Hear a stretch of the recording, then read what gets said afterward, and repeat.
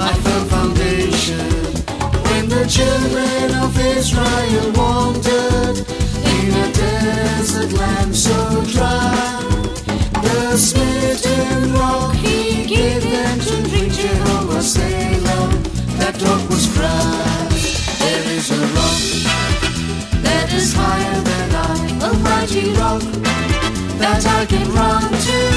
If I abide there, I will never be moved. His name is Jesus, my firm foundation. When the ground all around me is shaking and I fear my feet may fall, I'll cling to Him who's steadfast and true, the rock of ages, my strength, my all. There is a rock that is higher than I, a mighty rock that I can run to. If I abide there, I will never be moved. His name is Jesus, my firm foundation. When the enemy rages against me with his lies and evil plans, I listen to the voice of my Lord. He keeps me safely within His hands. There is a rock that is higher than I, a mighty rock that I can run to.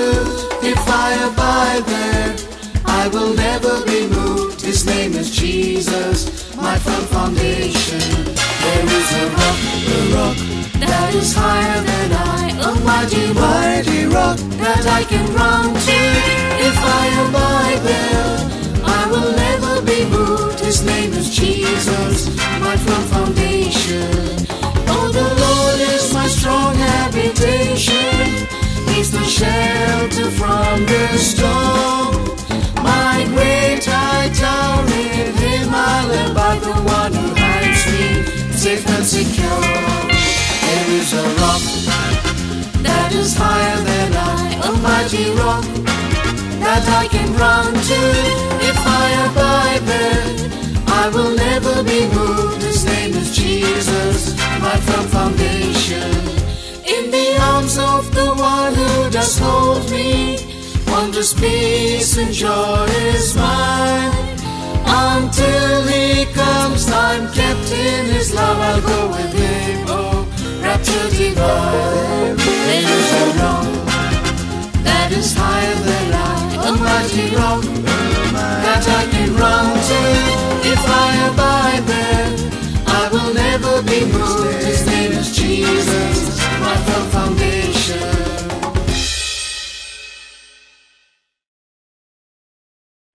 गीत number 158 158 जंगली दरख्तों के दरमियान।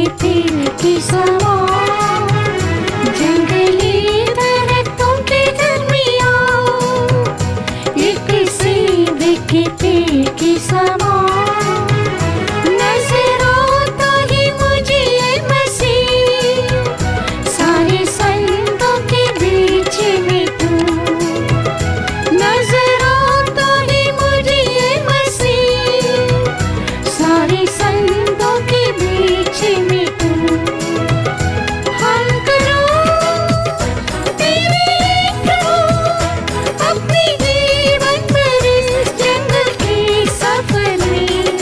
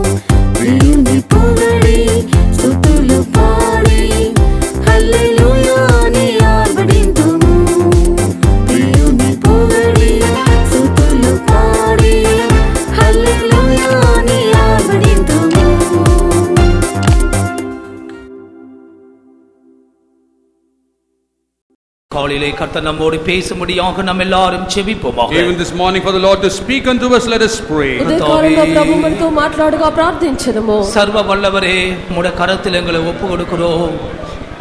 ஆமென். சுவாமி, எங்களுக்கு ஜீவ வார்த்தைகள் வேண்டும், பரலோக மன்னா எங்களுக்கு வேண்டும். நாங்கள் இந்த ஓட்டத்தை வெற்றிகரமாய் ஓடுவதற்கு எங்களுடைய ஆத்மாவை உயிர்ப்பிக்கக்கூடிய வேத வசனங்கள் வேண்டும். ஆவியானவரே, நல்ல போதகராய் வெளிப்படுவீராக. இன்றைக்கும் அடிமை மக்கள் வாயாய் மாத்திரம் இருக்கட்டும், அதரிசனமான தேவ பிரசனம் வியாபரித்திருக்கட்டும். ஒவ்வொரு உள்ளகல திருவசனத்திற்காய் திறந்திருக்கட்ட கர்த்தாவே, உம்முடைய கரத்தில் ஒப்பு கொடுக்கிறோம். எங்கள் மத்தியிலே உள்ள ஆவுகிற தூதை சேனைக்காய் ஸ்தோத்திரம். காத்துக்கொள்ளும் இயேசு கிறிஸ்து நாமத்தில் வேண்டிக் கொள்கிறோம் பிதாவே. கர்த்தர் அப்படி செய்ததற்காய் ஸ்தோத்திரிப்போம். ஸ்தோத்திரம், ஸ்தோத்திரம். காருங்கள்.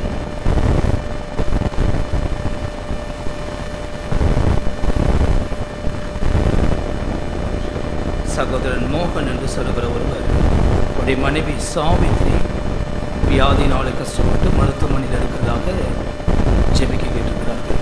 Brother Mohan has requested for a prayer request. His wife Savitri is very serious and has been admitted into the hospital.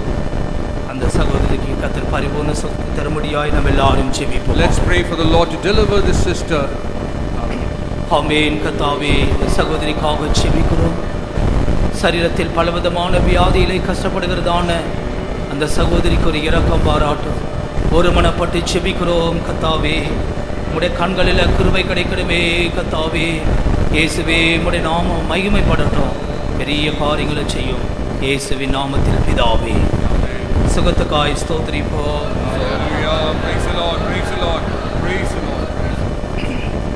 இன்றைக்கு நம்முடைய தியானமாக 1 சாமுவேல் 18 அதிகாரம்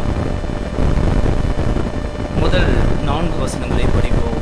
For our meditation today, let's turn to 1 Samuel chapter 18, the first 4 verses. నేడు మనకు ధ్యానార్థమై 1 సమూయేలు 18వ అధ్యాయము మొదటి 4 వాక్యములు చదివిదము. அவன் சவுலோடே பேசி முடிந்த பின்பு யோனத்தானுடைய ஆத்துமா தாவீதின் ஆத்மாவோடே ஒன்றாய் இசைந்திருந்தது. யோனத்தான் அவனை தன் உயிரை போல சிநேகித்தான். சவுல் அவனை அவன் தகப்பன் வீட்டுக்கு திரும்பி போக ஒட்டாமல் அன்று முதல் தன்னிடத்தில் வைத்துக் கொண்டான். யோனத்தான் தாவீதை தன் ஆத்மாவை போல சிநேகித்ததினால் அவனும் இவனும் உடன்படிக்கை பண்ணி கொண்டார்கள். யோனத்தான் போர்த்து கொண்டிருந்த சால்வை கழற்றி அதையும் தன் வஸ்திரத்தையும் தன் பட்டயத்தையும் தன் வில்லையும் தன் கச்சையும் கூட தாவீதுக்கு கொடுத்தான். And it came to pass, when he had made an end of speaking unto Saul, that the soul of Jonathan was knit with the soul of David, and Jonathan loved him as his own soul. And Saul took him that day and would let him go no more to his father's house. Then Jonathan and David made a covenant, because he loved him as his own soul. And Jonathan stripped himself of the robe that was upon him and gave it to David, and his garments, even to his sword and to his bow and to his girdle. దావీదు సౌలుతో మాట్లాడుట చాలించినప్పుడు యోనాతాను హృదయము దావీదు హృదయంతో కలిసిపోయెను. యోనాతాను దావీదును తనకు ప్రాణ స్నేహితులుగా భావించుకొని అతన్ని ప్రేమించెను. ఆ దినమున అతని తండ్రి ఇంటికి తిరిగి అతని వెళ్ళనీయక సౌలు అతన్ని చేర్చుకొనెను. దావీదు తనకు ప్రాణ స్నేహితుడని భావించుకొని అతన్ని ప్రేమించుచు యోనాతానును అతనితో నిబంధన చేసుకొనెను.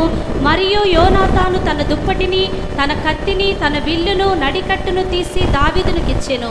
അവൻ ശൗലിനോട് സംസാരിച്ചു തീർന്നപ്പോൾ യോനത്താന്റെ മനസ്സ് ദാവീദിന്റെ മനസ്സോട് പറ്റിച്ചേർന്നു. യോനത്താൻ അവനെ സ്വന്തം പ്രാണനെ പോലെ സ്നേഹിച്ചു. ശൗൽ അന്ന് അവനെ ചേർത്തുകൊണ്ടു അവന്റെ പിതൃഭവനത്തിലേക്ക് മടങ്ങിപ്പോകുവാൻ പിന്നെ അനുവദിച്ചതുമില്ല. യോനത്താൻ ദാവീദിനെ സ്വന്തം പ്രാണനെ പോലെ സ്നേഹിക്കൊണ്ട് അവനുമായി സഖ്യത ചെയ്തു. യോനത്താൻ താൻ ധരിച്ചിരുന്ന മേലങ്കി ഊരി അതും തന്റെ വസ്ത്രവും വാളും വില്ലും അരക്കച്ചയും ദാവീദിന് കൊടുത്തു. தேவனுடைய வார்த்தைக்கு முன்பாக ஒரு சிறிய அறிவிப்பு. Before the message, a brief announcement. దేవుని యొక్క వాక్యములకు ముందు ఒక చిన్న ప్రకటన. நம்முடைய சபையிலே கிராம ஊழியம் செய்கிறவர்கள் இந்த வாரத்தில் நம்முடைய வேத பாடத்தை முன்னிட்டு திங்கள் செவ்வாய் புதன் ஆகிய நாட்களிலே இந்த சுற்றுப்புறத்திலே நீங்கள் கைப்பிரதிகளை கொடுத்து ஊழியம் செய்ய முடியாது கேட்டுக்கொண்டிருக்கிறேன். உற்சாகம் உள்ளவர்கள் ஜெபராஜ் அணுகி நீங்கள் மேலும் விவரங்களை கேட்டு தெரிந்து கொள்ளுங்கள். There's a request towards those believers who are involved in the village ministry that before this Bible study, that you distribute the handbills in and around this locality, towards which we request you to meet Brother Jebaraj. ఈ యొక్క వారం నందు గ్రామ సేవ చేయనటువంటి వారు సోమవారము, మంగళవారము, బుధవారము ఇక తెలిసినటువంటి ప్రాంతం నందు ఆ సేవను చేయవల్లో దాని నిమిత్తమై సహోదరుడు జబరాజుని మీరు కలుసుకొనవలెను. இந்த வாரம் கர்த்தருடைய ஊழியத்திற்காக ஒதுக்கி விடுங்கள். During the course of this week, each of you move forward in order to participate in the ministries. ఈ యొక్క వారమును మీరు ప్రభు యొక్క సేవ నిమిత్తము ఉపయోగించుకొనుడి. நேரம் கிடைக்கும் போதெல்லாம் கைப்பிரதிகளையும் கன்வென்ஷனுடைய விளம்பரங்களையும் நீங்கள் வேதபாடத்தின் விளம்பரங்களை போய் கொடுத்து இந்த ஊழியங்களுக்கு உதவியாக இருக்க முடியாது கேட்டுக்கொள்கிறேன். Whenever there is time available, we request you that you help out this ministry by announcing about this ministry and distributing the handbills in and around your neighborhood. మీకు సమయం దొరికినప్పుడంతా ఈ యొక్క పొరుగు వారి యొద్దకు వెళ్ళి కరపత్రములు పంచుటయో వారికి తెలియజేయటయో చేయుడి. இந்த தூதின் தலைப்பு யோனத்தானும் தாவீதும். The title of this message is Jonathan and David. నేడు మన యొక్క వర్తమానము దావీదు యోనతాను. தாவீது ஆண்டவராக இயேசுவுக்கு நிழல். David symbolizes or is a shadow of Jesus. దావీదు ప్రభుని యేసుక్రీస్తుకు సూచనైనారు. யோனத்தான் நாம் ஒவ்வொருவரையும் அது காண்பிக்கிறார். Jonathan symbolizes each one of us. యోనతాను మన ప్రతి ఒక్కరిని చూపుచున్నది. இவர்களுடைய சிநேகிதம் அன்பு திடீரென உண்டான ஒன்று. The love between them happened very suddenly. వీరి యొక్క స్నేహము ప్రేమ అన్నది అది అకస్మాత్తుగా కలిగినది. விசேஷமாக தாவீது கோலியாத்தை ஜெயித்த பிற்பாடு இவனும் யோனத்தானும் ஒருவருக்கொருவர் நேசிக்க ஆரம்பித்தார்கள். Especially soon after David's victory over Goliath, Jonathan and David started loving each other. విశేషముగా ఈ యొక్క గొలియాతును దావీదు జయించిన తర్వాత దావీదును యోనతాను ప్రేమించెను. தாவீதை யோனத்தான் நேசிக்கும் பொழுது அவருக்கு ஏறக்குறைய 40 வயது இருக்கும் என்று நினைக்கிறார்கள். They think that when Jonathan loved David, Jonathan would have been about 40 years.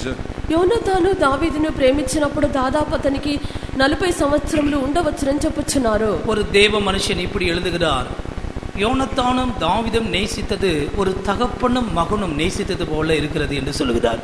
There is a certain Bible scholar who writes saying that the love between Jonathan and David was like love between a father and son. ఒక వేద శాస్త్రవేత్త ఇలాగున తెలియపరుచున్నాడు, యోనతాను దావీదు ఒక తండ్రి కుమారుల వలె ప్రేమించుకొనిరి. ஒரு உண்மையுள்ள சகோதரர்களுக்குள் இருக்க வேண்டிய அன்புதான் இவர்கள் இரண்டு பேருக்கும் இருந்தது. A love that needs to be between true brothers is the sort of love that was present in them. నిజమైనటువంటి సహోదరుల మధ్యలో ఉండవలసినటువంటి ప్రేమ వీరి మధ్యలో ఉండెను. நாம் நம்முடைய ஆண்டவராக இயேசுவை அதிகமாக நேசிக்க வேண்டும் என்று அவர் நம்மிடத்திலிருந்து எதிர்பார்க்கிறார். Our Lord Jesus desires that we should love him much.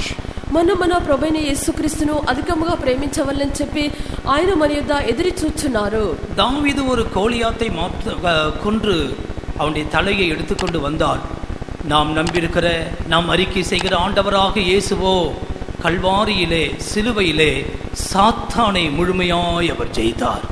David, we witnessed that he cut the head off of Goliath after he won over him and brought the head over to Jerusalem. But about Jesus, what we know is that he truly bruised the head of the devil over the cross. దావీదైతే గొలియాతును చంపి అతని యొక్క తలను తన యొక్క చేతిలో తీసుకుని వచ్చెను. అయితే మన ప్రభువైన యేసుక్రీస్తు అయితే కల్వారి సిలువయందు సాతానును పూర్తిగా నిర్మూలం చేసిరి. நாம் அவரை முழுமையாக நேசிக்க வேண்டும். We have to love him fully. ఆయనను మనం పూర్తిగా ప్రేమించవలెను. இந்த வாசித்த சம்பவத்தில் இருந்து 3 முக்கிய கருத்துக்களை உங்களுக்கு சொல்ல விரும்புகிறேன். From the portion that we just now read, I would like to share with you 3 important facts. మనం చదివినటువంటి యొక్క వాక్యం నుండి 3 ముఖ్యమైన భాగములు తెలియజెప్పెదను. முதலாவது ஒன்றாய் இசைந்திருக்கும் ஆத்துமா. First of all is a soul that is knit together. ఒకటి అతని యొక్క ఒకరి హృదయముతో మరొక హృదయము కలిసిపోవుట. இரண்டாவது விஷயம், இவர்கள் இருவருக்கும் இடையிலே ஏற்படுத்தப்பட்ட 3 விதமான உடன்படிக்கைகள். And next is the 3 type of covenants that was made between these two. రెండవదిగా వీరి మధ్యలో ఏర్పరచబడినటువంటి 3 విధములైనటువంటి నిబంధనలు. மூன்றாவதாக யோனத்தான் தாவீதிடத்தில் கொடுத்த 5 விதமான பொருட்கள். Thirdly, the 5 types of material that Jonathan handed over to David. మూడవదిగా యోనాతాను దావీదుకి ఇచ్చినటువంటి 5 విధములైన వస్తువులు. முதலாம் வசனத்தில் படிக்கும் பொழுது யோனத்தானின் ஆத்துமாவும் தாவீதின் ஆத்துமாவும் ஒன்றாய் இசைந்திருந்தது. In the first verse we read that the soul of Jonathan was knit with the soul of David. మొదటి వాక్యమందు చదివినప్పుడు యోనాతాను యొక్క హృదయము దావీదు హృదయముతో కలిసిపోయిను. ஆண்டவராகிய இயேசு கிறிஸ்துவோடு இசைந்திருக்கிறவன் அவரோடு கூட ஒரே ஆத்துமாவாக இருக்கிறான். The one who is knit together with our Lord Jesus Christ is a single soul or one soul with him. ప్రభువైన యేసుక్రీస్తుతో ఎవరైతే కలిసినారో వారు ఒకే ప్రాణమై ఉన్నారు. நம்முடைய ஆத்துமாவும் நம்முடைய மீட்பரும் இரட்சகருமாகிய இயேசு கிறிஸ்துவின் ஆத்துமாவும் ஒன்றாக எப்போதும் இசைந்தே இருக்க வேண்டும். Our soul and the soul of our Lord and Redeemer Jesus Christ, both these souls have to be knit together always. మన యొక్క ప్రాణమును ప్రభువైన యేసుక్రీస్తు యొక్క ప్రాణమును ఎల్లప్పుడూ ఒకటిగా ఐక్యముగా ఉండవలెను. இந்த அனுபவம் நம்முடைய வாழ்க்கையில் எப்போது உண்டாகிறது? When does such an experience enter into our lives? ఈ యొక్క అనుభవము మన జీవితంలో ఎప్పుడు జరుగుచున్నది? பரிசுத்த ஆவியின் அபிஷேகத்தை அந்நிய பாஷை அடையாளத்தோடு ஒரு மனுஷன் பெற்றுக்கொள்ளும் பொழுது, when a man receives the anointing of the Holy Spirit, the sign of speaking in tongues, పరిశుద్ధాత్మ యొక్క అభిషేకము అన్య భాషల గుర్తుతో పొందినప్పుడు இயேசு கிறிஸ்து சொல்லுகிறார், யோவான் சுவிசேஷம் 14ஆம் அதிகாரம் 20ஆம் வசனத்தில், நான் என் பிதாவிலும் நீங்கள் என்னிலும் நான் உங்களிலும் இருக்கிறதை அந்நாளிலே அறிவீர்கள் என்று 14ஆம் அதிகாரம் 20ஆம் வசனத்திலே பார்க்கிறோம். In John 14:20 we read that at that day ye shall know that I am in my Father and ye in me and I in you.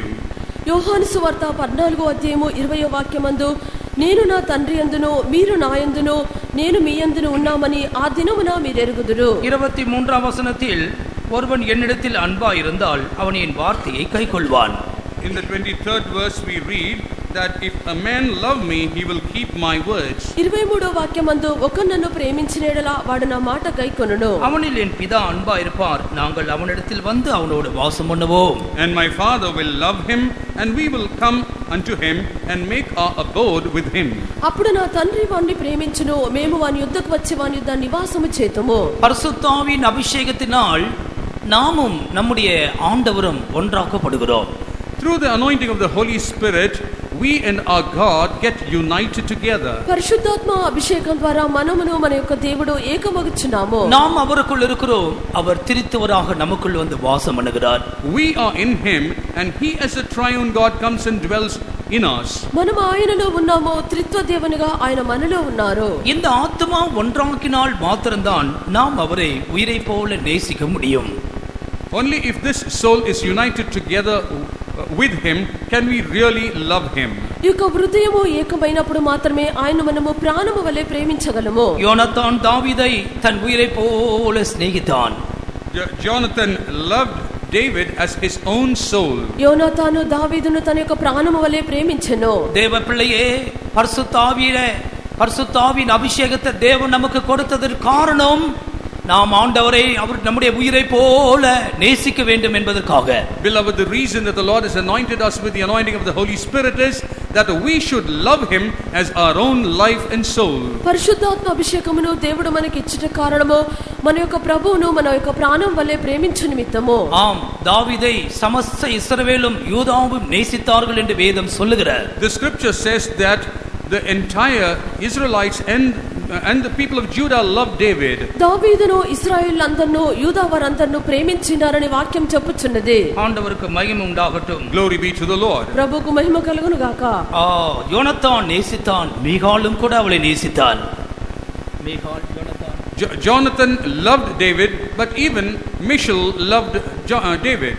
యోనాతాను దావీదును ప్రేమించెను, మీకాలు కూడా అతన్ని ప్రేమించినది. இந்த கால வேளையிலே கர்த்தர் நம்மிடத்திலிருந்து எதிர்பார்க்கிறது நாம் நம்முடைய ஆண்டவரை உயிருக்கு உயிராய் நேசிக்க வேண்டும் என்பதுதான். What the Lord expects from us this morning is that we have to love the Lord like our own life and soul. ఈ యొక్క ఉదయకాలంన ప్రభువు మన యొద్ద ఎదురుచూచున్నటువంటి కార్యము మన యొక్క ప్రాణం వలె ఆయన ప్రేమించుట. ஏதோ ஒரு வார்த்தையினால் மாத்திரமல்ல, நாம் அவரை கிரியினாலும் அன்பு கூற வேண்டும். Not just by words, but with works we have to manifest our love to him. మాట చేత మాత్రమే కాదు, క్రియల ద్వారా మనం ప్రేమించవలెను. அவர் நமக்கு விதிக்கிற கற்பனைகளை கைக்கொள்வதே நாம் அவரிடத்தில் அன்பு கூறுவதாகும். When we keep His commandments, that says that we love Him. ఆయన మనకి ఇచ్చినటువంటి ఆజ్ఞలు గైకొనుటయే ప్రభువును ప్రేమించుట. கர்த்தரிலே அன்பு கூறுகிறவர்கள் வல்லமையோடு உதிக்கிற சூரியனை போல் இருப்பார்கள். Those who love the Lord will be like the sun which rises in its strength. యెహోవాను ప్రేమించువారు బలముగా ఉదయించు సూర్యుని వలె ఉండెదరు. அவரிடத்தில் அன்பு கூறுகிறவர்களுக்கு அவர் ஆயத்தமாக்கினவைகளை இந்த கண்கள் காணவும் இல்லை, காதுகள் கேட்கவும் இல்லை. What the Lord has set for them that love Him, the eye hath not seen, nor hath the ear heard. ఆయన్ను ప్రేమించినటువంటి వారికి దేవుడు సిద్ధపరిచినవి ఈ యొక్క కన్నులు చూడలేదు, చెవులు వినలేదు.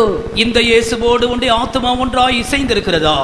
With this Jesus is your soul united. ఈ యొక్క యేసుతో మీ యొక్క ప్రాణము కలిసి ఉన్నదా? உன்னுடைய ஆத்துமாவும் ஆண்டவராகிய இயேசு கிறிஸ்துவின் ஆத்துமாவும் ஒன்றாய் இசைந்திருந்தால் மாத்திரமே நீ அவரை அதிகமாக நேசிக்க முடியும். Only if your soul and the soul of our Lord Jesus Christ is united together can you really truly love Him. నీ యొక్క ప్రాణము ప్రభువైన యేసుక్రీస్తు యొక్క ప్రాణముతో కలిసిపోయి ఉండినప్పుడు మాత్రమే ఆయన నువ్వు అధికముగా ప్రేమించగలవు. இந்த வசனத்தின் இரண்டாவது அம்சத்திற்கு கடந்து வருவோம். Let us move over to the second part of this verse. ఈ యొక్క వాక్యం యొక్క రెండవ భాగమునకు వచ్చేదము. இந்த யோனத்தானும் இந்த தாவீதும் அவர்கள் சிநேகிதர்களாக மாறின பிற்பாடு, after this Jonathan and David became friends, ఈ యొక్క యోనాతాను దావీదు స్నేహితులుగా మారిన తరువాత வேதத்தில் 3 சந்தர்ப்பத்தில் அவர்கள் உடன்படிக்கை பண்ணிக்கொண்டதாக நாம் படிக்கிறோம். In the scriptures we read on 3 occasions they made a covenant with each other. వాక్యమునందు వారు 3 సార్లు నిబంధన చేసుకొనిరి. நாமும் கூட ஆண்டவரோடு உடன்படிக்கை பண்ணினதான மனுஷர்கள்.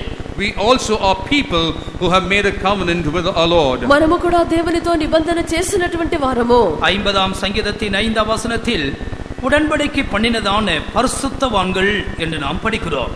In Psalm 50 verse 5 we read about saints who have made a covenant with the Lord. 50వ కీర్తన 5వ వాక్యమునందు బలి అర్పణ చేత నిబంధన చేసిన భక్తులని చదువుచున్నాము. பலியினாலே என்னோடு உடன்படிக்கை பண்ணின என்னுடைய பரிசுத்தவான்களை என்னிடத்தில் கூட்டுங்கள் என்பார். Gather my saints together unto me, those that have made a covenant with me by sacrifice. బలి అర్పణ చేత నాతో నిబంధన చేసుకొనిన నా భక్తులను నా యుద్ధకు సమకూర్చుడి. 3ஆம் வசனத்தில் நம்முடைய தேவன் வருவார் என்று சொல்லப்பட்டிருக்கிறார். In the 3rd verse it is written that our God will come. 3వ వాక్యమునందు మన దేవుడు వెంచేయిచున్నాడని చెప్పబడి ఉన్నది. நம்முடைய இயேசு சீக்கிரமாய் வருவார். Yes, our Lord Jesus will come soon. అవును, మన యొక్క యేసు త్వరగా వచ్చెదరు. இவரோ பலியினால் உடன்படிக்கை பண்ணினதான பரிசுத்தவான்களை சேர்க்கும்படியாக வரப்போகிறார். He is going to come to gather all the saints who made a covenant with sacrifice. బలి అర్పణ చేత నిబంధన చేసుకున్నటువంటి భక్తులను చేర్చుకుంటకు వచ్చెదరు. நாம் எல்லாரும் உடன்படிக்கை பண்ணினதான பரிசுத்தவான்கள். We are all saints who have made a covenant. మనమందరము బలి అర్పణ చేత నిబంధన చేసినటువంటి భక్తులమై ఉన్నాము. நம்முடைய வாழ்க்கையிலே 3 விசேஷித்த உடன்படிக்கைகள் உண்டு. In our lives there are 3 special covenants. మన యొక్క జీవితమునందు 3 ప్రత్యేకమైన నిబంధనలు కలవు. 1 சாமுவேல் 18ஆம் அதிகாரத்தின் 3ஆம் வசனத்தை மறுபடியும் படியுங்கள். Let us read once more 1 Samuel 18 chapter verse 3. మొదటి సమూయేలు 18వ అధ్యాయము 3వ వాక్యము. யோனத்தான் தாவீதை தன் ஆத்துமாவை போல சிநேகித்ததினால் அவனும் இவனும் உடன்படிக்கை பண்ணிக்கொண்டார்கள். Jonathan and David made a covenant because he loved him as his own soul. இந்த இடத்தில் அவர்கள் இருவரும் உடன்படிக்கை பண்ணிக்கொள்கிறார்கள். Here we read about both of them making a covenant. ఈ యొక్క స్థలమునందు వారిద్దరూ నిబంధన చేసుకొనిరి. 2 பேருடைய இருதயம் ஒன்றானால் மாத்திரம்தான் ஒரு உடன்படிக்கை செல்லுபடி ஆகும். Only when 2 hearts are united together can a covenant work. ఇద్దరి యొక్క హృదయము ఏకమైనప్పుడు మాత్రమే ఒక నిబంధన నెరవేర్చబడుచున్నది. ஆவிக்குரிய ஜீவியத்திற்கு கடந்து வந்த தேவனுடைய பிள்ளைகள் தன்னுடைய ஜீவியத்தில் முதலாவதாக ஞானஸ்தானத்தில் தான் அவர்கள் உடன்படிக்கையை பண்ணிக்கொள்கிறார்கள். The children of God who have come into a spiritual life, the first place they make a covenant with the Lord is in their baptism. ఆత్మీయ జీవితమునకు వచ్చినటువంటి దేవుని యొక్క బిడ్డలు మొట్టమొదటిగా బాప్తిస్మమునందే వారు నిబంధన చేయుచున్నారు. 1 பேதுரு 3ஆம் அதிகாரம் 21ஆம் வசனத்தை படியுங்கள். 1 Peter 3rd chapter verse 21. మొదటి పేతురు 3వ అధ్యాయము 21వ వాక్యము. அதற்கொப்பனையான ஞான ஸ்நானமானது மாம்ச அழுக்கை நீக்குதலாயிராமல் தேவனை பற்றும் நல்மனசாட்சியின் உடன்படிக்கையாயிருந்து தேவனை பற்றும் நல்மனசாட்சியின் உடன்படிக்கையாக இருக்கிறது. It's a covenant of a good conscience. దేవుని విషయము నిర్మలమైన మనస్సాక్షినిచ్చు నిబంధన. ஒரு மனுஷன் சத்தியத்திற்கு கீழ்ப்படிந்து ஞானஸ்தானம் எடுக்க தன்னை ஒப்பு கொடுக்கும் பொழுது, when a man obeys the truth and commits himself to take water baptism, ఒక మనుషుడు సత్యమునకు విధేయత చూపి నీటి బాప్తిస్మమునకు తను అప్పగించుకొనినప్పుడు அவன் தெய்வத்தோடு கூட நல்ல உடன்படிக்கை பண்ணிக்கொள்கிறான். he is making a good covenant with the Lord. అతడు దేవునితో మంచి నిబంధన చేయించున్నాడు. உதாரணமாக யாக்கோபும் செய்து கொண்ட உடன்படிக்கை நாம் படிக்கும் பொழுது, for example, when we read about the covenant that Jacob made, ఉదాహరణకు లాబాను యాకోబు చేసుకున్నటువంటి నిబంధన చూచినప్పుడు, యాకోబు ఎత్తனையோ வருஷங்கள் லாபானின் வீட்டிலே இருந்தான். Jacob was dwelling in the house of Laban for many years. యాకోబు అనేక సంవత్సరములు లాబాను యొక్క ఇంటిలో ఉండెను. ஆனால் நேரம் வரும் பொழுது லாபானின் வீட்டை விட்டு அவன் புறப்பட்டான்.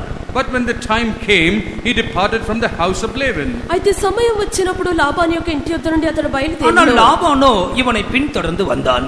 But Laban pursued after him. అయితే లాబాను అయితే ఇతని వెనక వచ్చుచుండెను. இதெல்லாம் ஆதியாகமம் 31ஆம் அதிகாரத்திலே படிக்கிறோம்.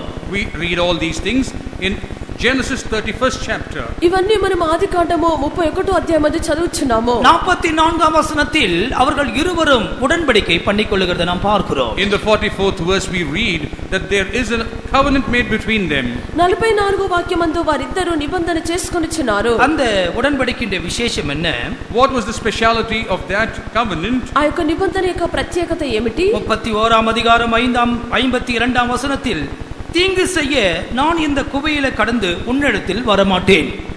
In the 31st chapter verse 52 we read that I shall not pass over this pillar in order to harm you. 31వ అధ్యాయము 52వ వాక్యమందు, హాని చేయవలని నేను ఈ కుప్ప దాటి నీ యొద్దకు రాను. நீ இந்த குவையில கடந்து என்னிடத்திலே வரக்கூடாது.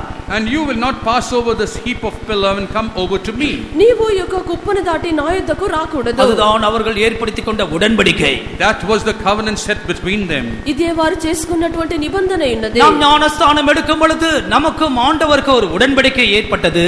When we took water baptism, there was a covenant that occurred between us and God. మనం బాప్తిస్మము తీసుకున్నప్పుడు మనకు మన యొక్క ప్రభువుకు ఒక నిబంధన చేస్తున్నాము. நான் பாவத்திற்கு மரித்தேன் என்ற உடன்படிக்கையை நாம் எடுத்துக்கொள்கிறோம்.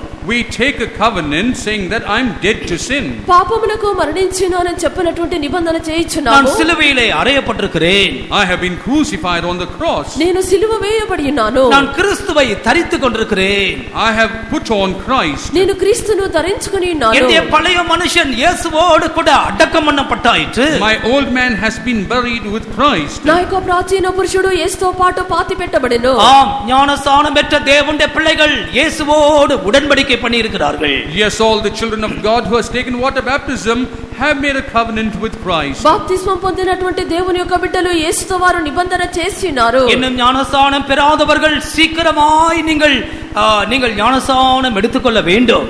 Those who are yet to take water baptism, very soon you have to commit to this baptism. ఇంకను బాప్తిస్మము పొందకుండా ఉండినటువంటి వారు త్వరగా మీరు బాప్తిస్మం తీసుకొనవలెను. இங்க யோனத்தான் தாவீதை நேசித்தபடியால் அவரோடு கூட உடன்படிக்கை பண்ணிக்கொண்டான். Because Jonathan loved David, he made a covenant with him. ఇక్కడ యోనాతాను దావీదును ప్రేమించడం బట్టి అతనితో నిబంధన చేసుకొనెను. நீ ஜலத்தினாலும் ஆவியினாலும் பிறவாவிட்டால் தேவ ராஜ்யத்துக்குள்ளே பிரவேசிக்க முடியாது. If you are not born of water and the Spirit, you cannot enter into the kingdom of God. నీవు నీటి ద్వారాను ఆత్మ ద్వారాను జన్మించకుండా ఉండినట్లయితే దేవుని రాజ్యంలో ప్రవేశించలేవు. எனவே ஞானஸ்நானம் பெறாதவர்கள் சீக்கிரத்திலே சத்தியத்திற்கு கீழ்ப்படிந்து உங்கள் ஆண்டவரோடு கூட உடன்படிக்கையை ஏற்படுத்திக் கொள்ளுங்கள். Therefore, those who have still not taken water baptism, very soon you have to obey to the truth and make a covenant with your Lord. కావున బాప్తిస్మము పొందకుండా ఉండినటువంటి వారు మీరు సత్యములకు విధేయత చూపి ప్రభువుతో మీరు నిబంధన చేసుకొనుడి.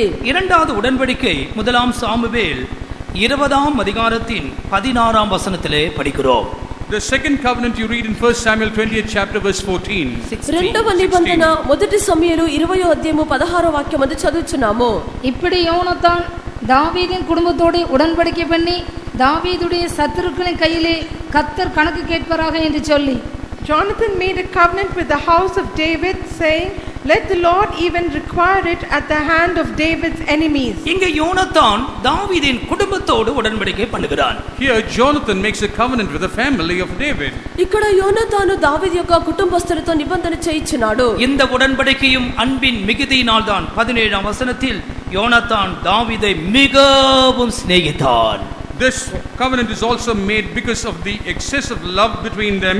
He loved him as he loved his own soul. ఈ యొక్క నిబంధన అధికమైనటువంటి ప్రేమను బట్టి 17వ వాక్యమందు యోనాతాను దావీదును తన ప్రాణ స్నేహితునిగా ప్రేమించెను. தாவீதின் குடும்பம் என்று சொல்லுகிறது புதிய ஏற்பாட்டு சபையை காண்பிக்கிறது.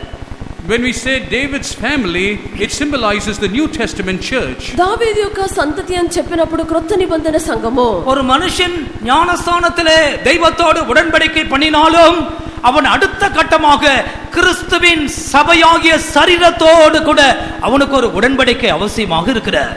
Though a man makes covenant with the Lord in water baptism, next what is required of him is a covenant with the church, which is the body of Christ. ఒక వ్యక్తి బాప్తిస్మమునందు క్రీస్తుతో నిబంధన చేసుకున్నప్పటికీ క్రీస్తు యొక్క సంఘమైనటువంటి క్రీస్తు శరీరమునందు అతడు ఐక్యం కలిగి ఉండవలెను. இன்னைக்கு अनेகர் ஞானஸ்தானம் பெற்று சபையோடு ஐக்கியப்படுவதில்லை. Many people today take water baptism but do not unite together with the church. అనేకులు నేడు బాప్తిస్మం పొందుచున్నారు, సంఘముతో వరకు ఐక్యత లేదు. சபை ஒரு சரீரமாக இருக்கிறது. The church is a body. సంఘము ఒక శరీరమై ఉన్నది. தேவன் பலவிதமான அவயங்களை இந்த சரீரத்திலே கொண்டு வந்து அதை ஒன்றாக்கி வைத்திருக்கிறார். The Lord has brought various parts and united together into this body.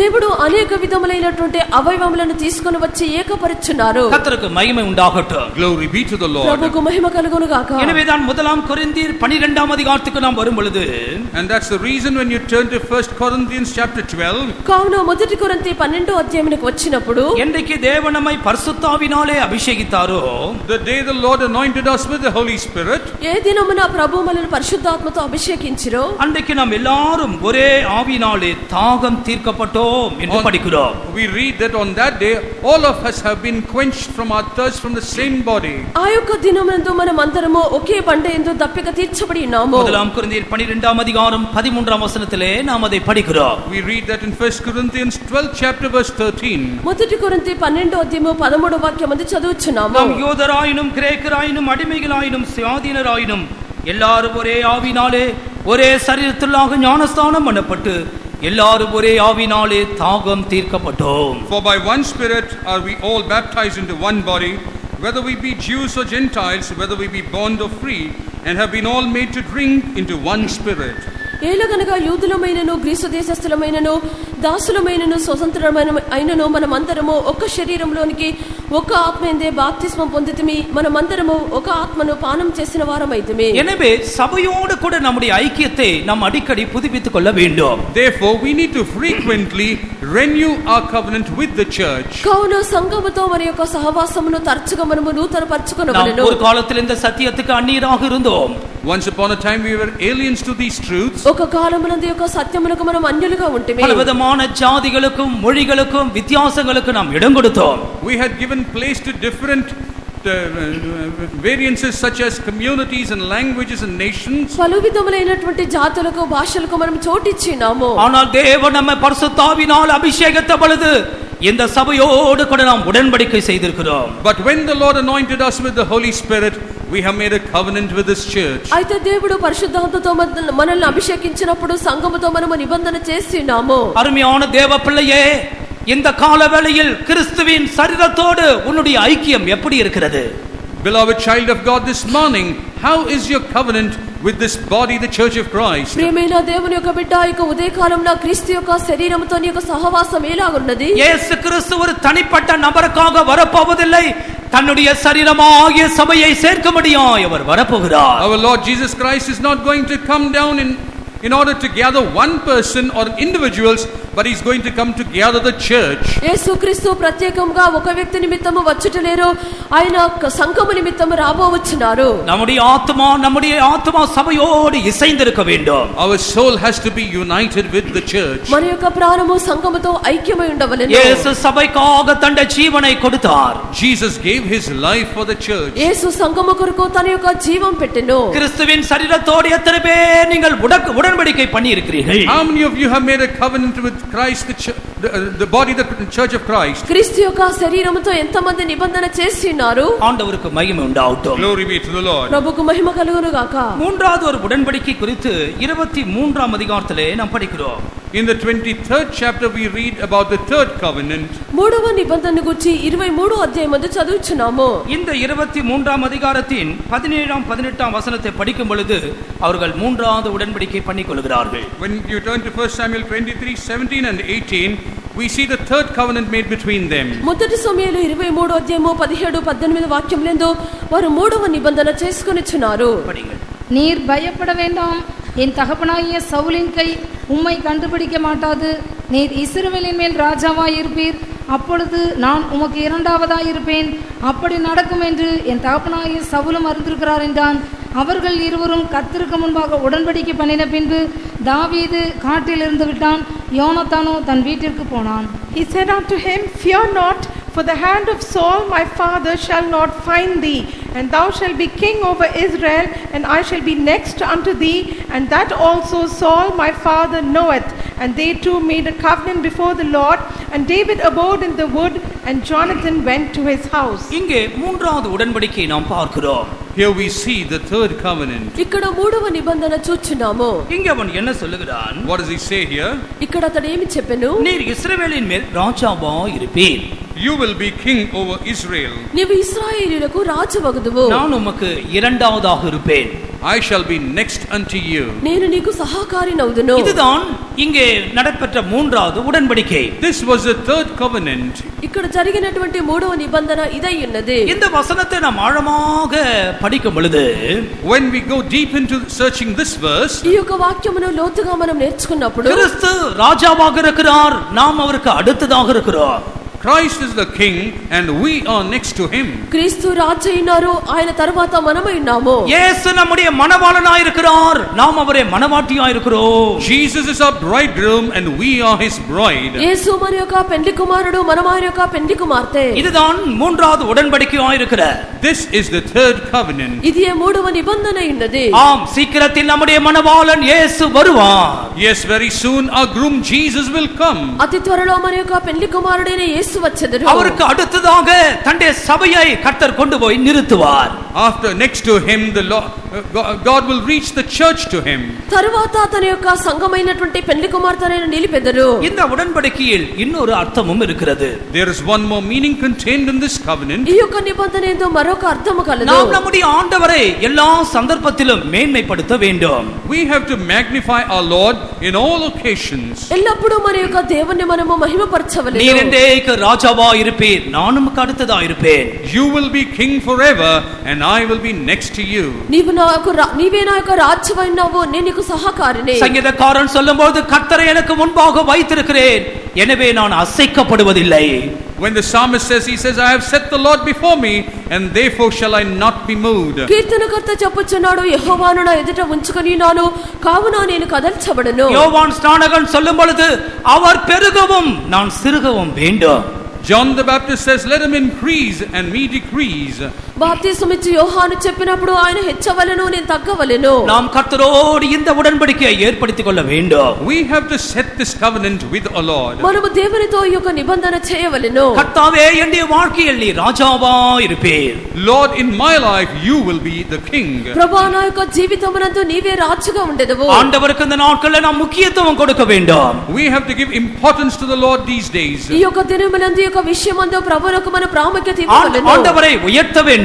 We have to exalt our God. మన యొక్క దేవుణ్ణి మనం హెచ్చించవలెను. ஆண்டவருக்கு மகிமை உண்டாகட்டும். Glory be to the Lord. ప్రభువుకు మహిమ కలుగును గాక. இந்த மூன்று உடன்படிக்கையை அவன் தாவீதோடு செய்து கொள்கிறான். These three covenants he makes with David. ఈ యొక్క మూడు నిబంధనలు అతడు దావీదుతో చేసెను. இந்த உடன்படிக்கை அதற்கு பிற்பாடு நாம் என்ன பார்க்கிறோம்?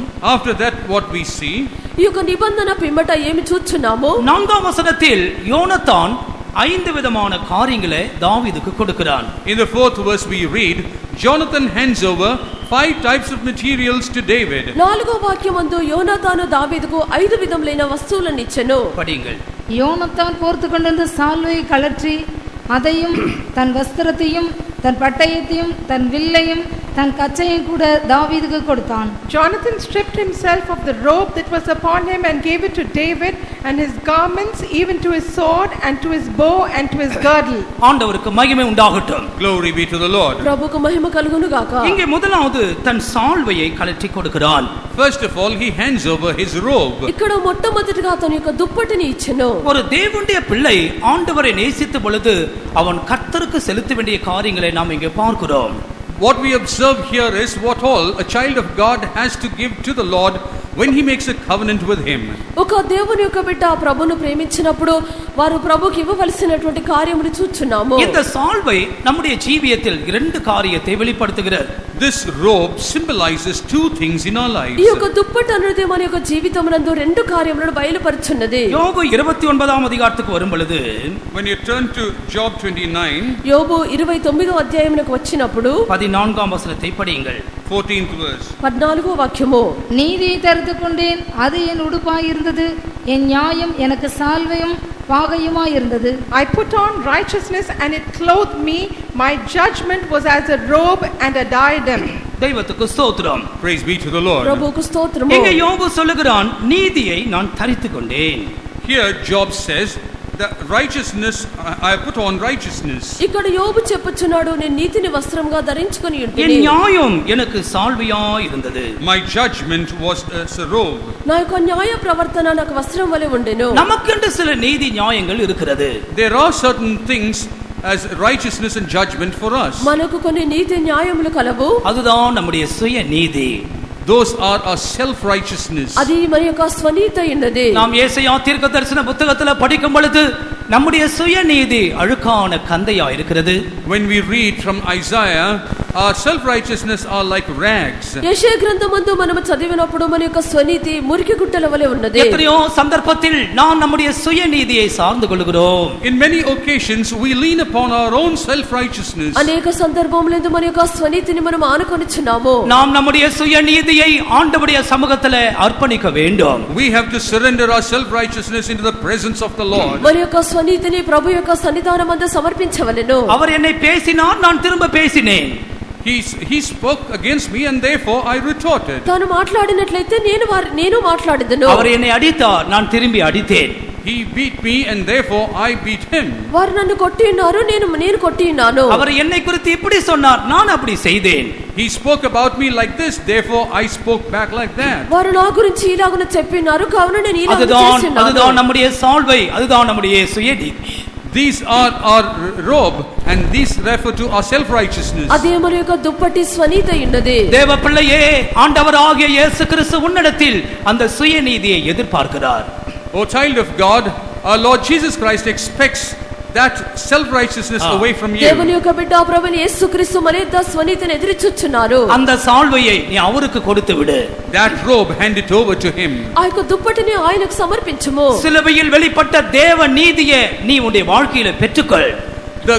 The righteousness of God that was manifest on the cross, receive it onto your life. సిలువలో బయలుపడినటువంటి దేవుని యొక్క నీతిని నువ్వు పొందుకొనుము. அவர் பிதாவே இவர்களுக்கு மன்னியும் என்று சொன்னார். He said, Father, forgive them. ఆయన తండ్రి వీరిని క్షమించమని చెప్పెను. அதுதான் சிலுவையில் வெளிப்பட்ட தேவ நீதியாய் இருக்கிறது. That is the righteousness that was manifest on the cross. అది సిలువలో బయలుపడినటువంటి దేవుని యొక్క నీతి ఉన్నది. அதே சமயத்தில் இந்த சால்வை வைராக்கியமாகவும் கூட இருக்கிறது. At the same time, this robe also manifests zeal. అదే సమయమునందు యొక్క దుప్పటి అని చెప్పినప్పుడు ఆసక్తి ఉన్నది. ஏசாயா 59వ అధికారത്തിന്റെ 17వ వచనத்தில், In Isaiah 59:17, యెషయా గ్రంథము 59వ అధ్యాయము 17వ వాక్యము கடைசி பகுதியை படியுங்கள். the last portion. வைராக்கியத்தை சால்வை போல பொறுத்து கொண்டார். Clad with zeal as a cloak. வைராக்கியத்தை சால்வை போல போர்த்து கொண்டார். He wore zeal like a cloak. 18వ వాక్యము ఆసక్తిని పైవస్త్రముగా ధరించుకొనెను. இது எந்த விதமான வைராக்கியம்? What sort of a zeal is this? ఇది ఎటువంటి ఆసక్తి ఉన్నది? கலாத்தியர் 5వ అధికారం 20వ వచనத்தில் மாம்சத்தின் கிரிகளில் ஒன்றுதான் இந்த வைராக்கியம். In Galatians 5:20 you read, one of the works of the flesh is the zeal.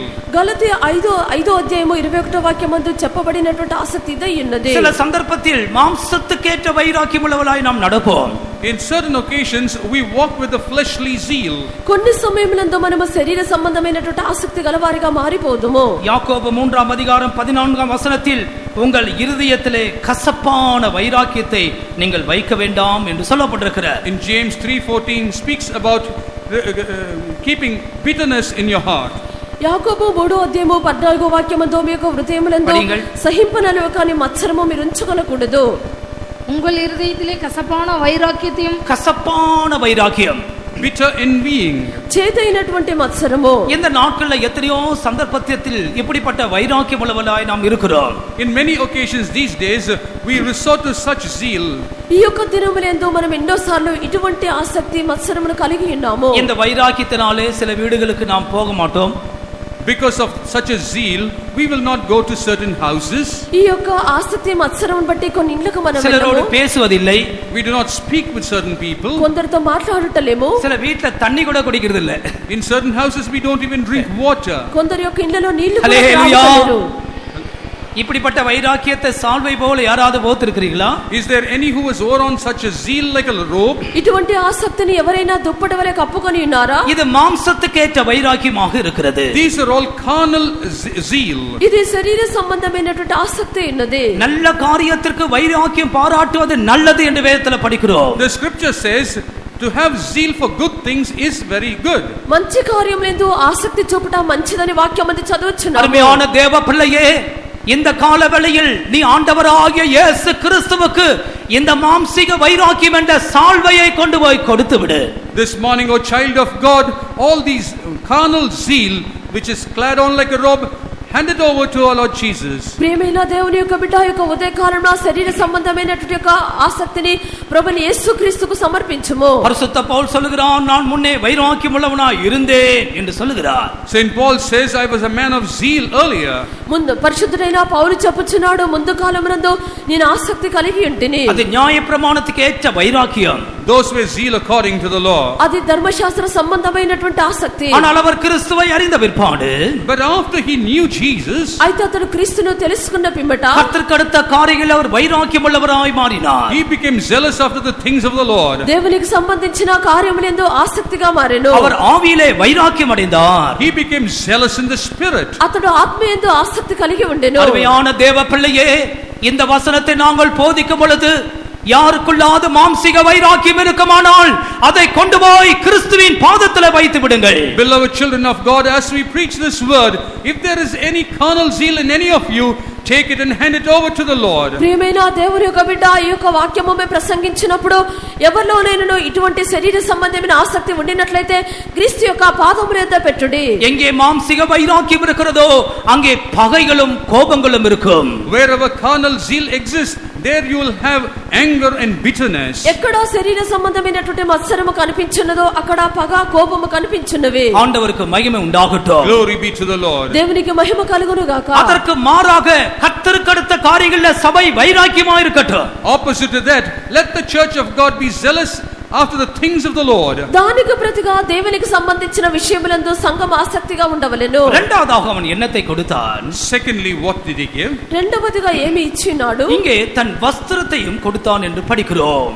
Here we read that he gave his garment. ఇక్కడ తన యొక్క వస్త్రమును ఇచ్చినాడు. இயேசுவை நீ அதிகமாக நேசிக்க வேண்டுமானால் இரண்டாவது நீ இதயம் கூட ஆண்டவருக்கு கொடுக்கத்தான் வேண்டும். If you have to love Jesus very much, secondly this also needs to be surrendered to him. నీవు యేసును అధికముగా ప్రేమించినట్లయితే ఇది కూడా యేసుకు అప్పగించుకొనవలెను. இந்த வஸ்திரம் ஒரு ராணுவ வீரன் போட்டுக் கொண்டிருக்கிற போர் வஸ்திரமாக இருக்கிறது.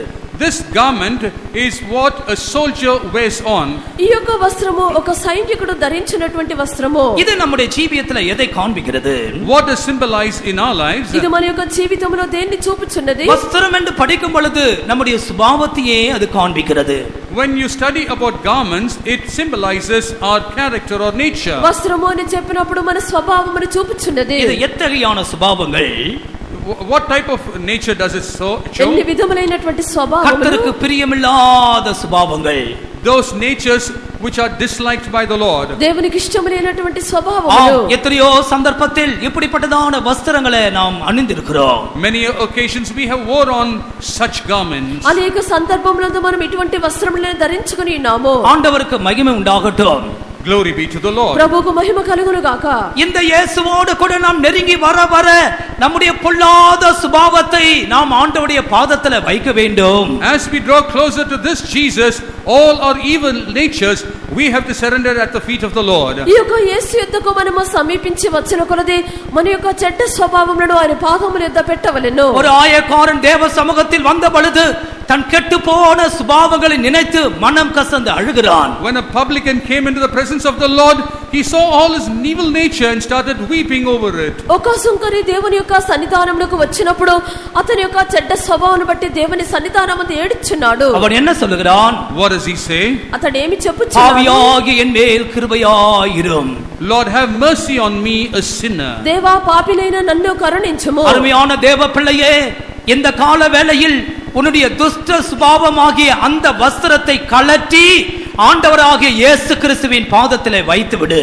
Beloved child of God, even this morning, remove that wicked nature which is your garment and put it down at the feet of our Lord Jesus. ప్రియమైన దేవుని యొక్క బిడ్డ, నీ యొక్క దుష్ట స్వభావమును నువ్వు వదిలిపెట్టుకొని ప్రభువైన యేసుక్రీస్తు యొక్క పాదముల యొద్ద దాన్ని ఉంచుము. பவுல் சொல்லுகிறான், நான் செய்கிறது எனக்கே சம்மதியா இல்லை என்று சொல்லுகிறான். St. Paul says, I don't like what I am doing. పౌలు చెప్పుచున్నాడు, నేను చేయనిది నాకే ఇష్టం లేదు. நான் விரும்புகிறதை செய்யாமல் வெறுக்கிறதையே செய்கிறேன். I do what I dislike. నేను కోరుచున్నది చేయకుండా నాకు ఇష్టం లేదానే నేను చేయించున్నాను. கர்த்தருக்கு மகிமை உண்டாகட்டும். Glory be to the Lord. ప్రభువుకు మహిమ కలుగును గాక. இப்படிப்பட்டதான வஸ்திரங்களை எல்லாவற்றையும் ஆண்டவர் சமூகத்தில் நாம் வைக்க வேண்டும். All such garments we have to surrender in the presence of the Lord. ఇటువంటి వస్త్రములను దేవుని యొక్క సన్నిధానమందు మనం పెట్టవలెను. ஒரு பாவியாகிய ஸ்திரீ இயேசுவின் பாதத்திலே உட்கார்ந்து கண்ணீர் விட்டாள். There was a sinner woman who waited at the feet of the Lord and shed her tears. పాపాత్మురాలైనటువంటి స్త్రీ యేసుక్రీస్తు పాదముల యొద్ద కన్నీళ్లు రాచెను. கெட்டுப்போன வஸ்திரங்கள், கெட்டுப்போன சுபாவங்களை கிறிஸ்துவின் பாதத்திலே வைத்தாள்.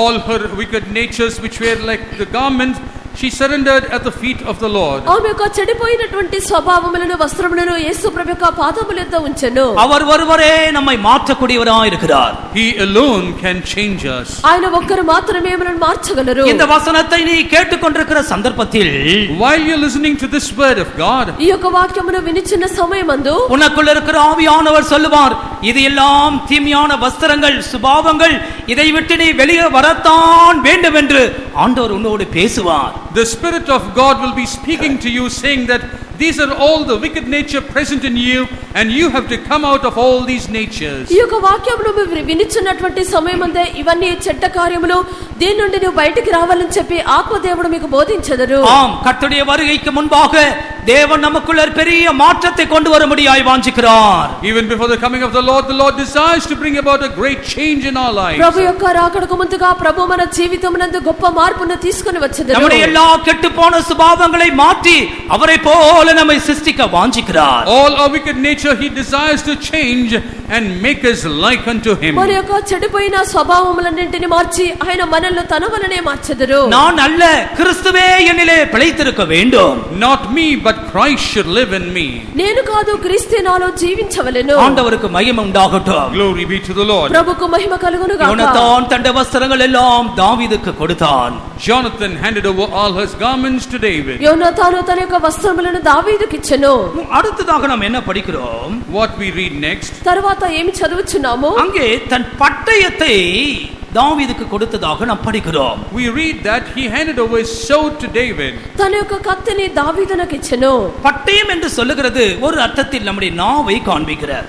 Sword, in one way, it symbolizes our tongue. ఈ యొక్క కత్తి అని చెప్పినప్పుడు ఒక అర్థమనందు మన యొక్క నాలుక ఉన్నది. 57 சங்கீதம் 4ஆம் வசனம்.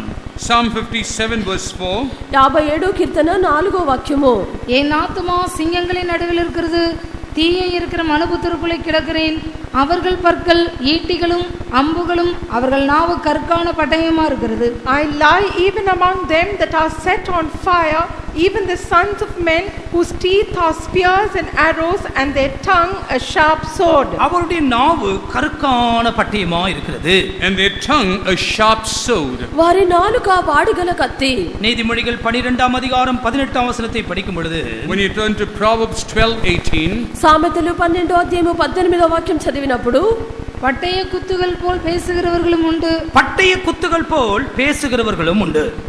there are people who speak like piercings of a sword. కత్తి పోటు వంటి మాటలు పలుకువారు కలరు. எனவே நம்முடைய பட்டயத்தை நம் ஆண்டவருடைய கரத்திலே கொடுக்க வேண்டும். Therefore we need to hand over our sword to the Lord. కావున మరి యొక్క కత్తిని ప్రభు యొక్క హస్తములో అప్పగించవలెను. பட்டயம் நம்முடைய நாவாக இருக்கிறது.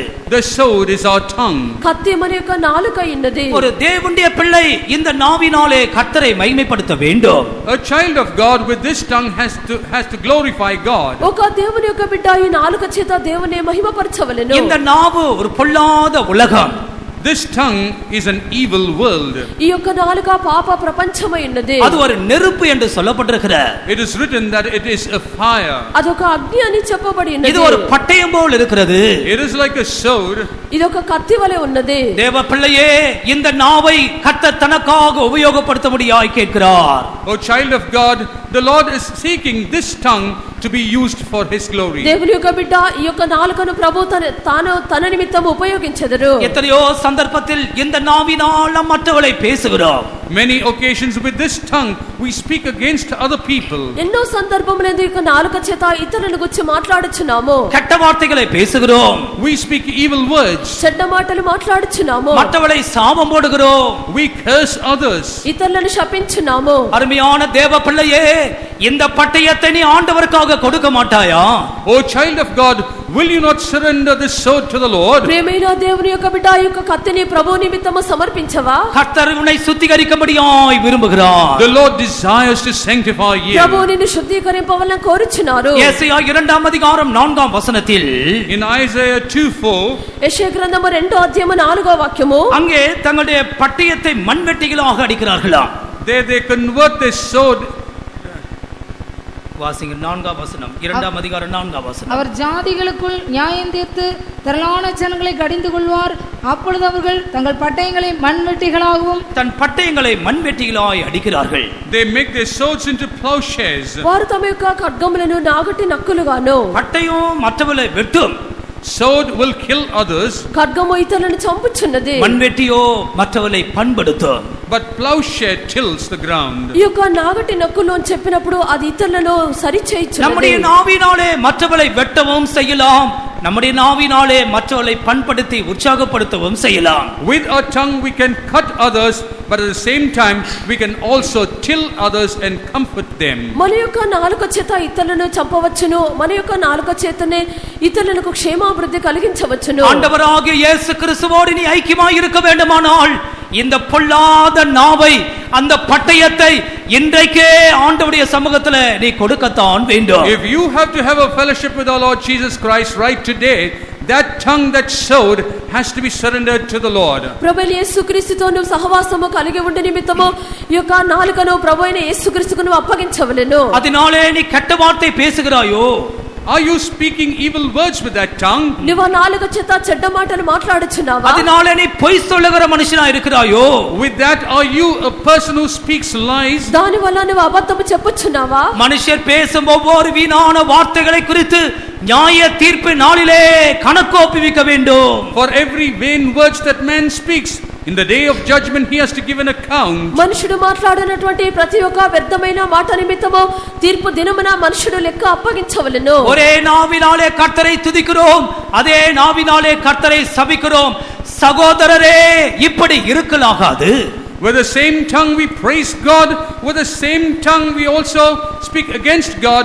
Oh brothers, we cannot do these things. మనము ఒకే నాలుకతో దేవుణ్ణి స్తుతించున్నాము, ఈ నాలుకతోనే ఇతరులను శపించున్నాము. సహోదరులారా, ఈలాగున ఉండకూడదు. இன்றைக்கு நம்முடைய பட்டயங்களை கொண்டு போய் ஆண்டவரிடத்திலே கொடுப்போமாக.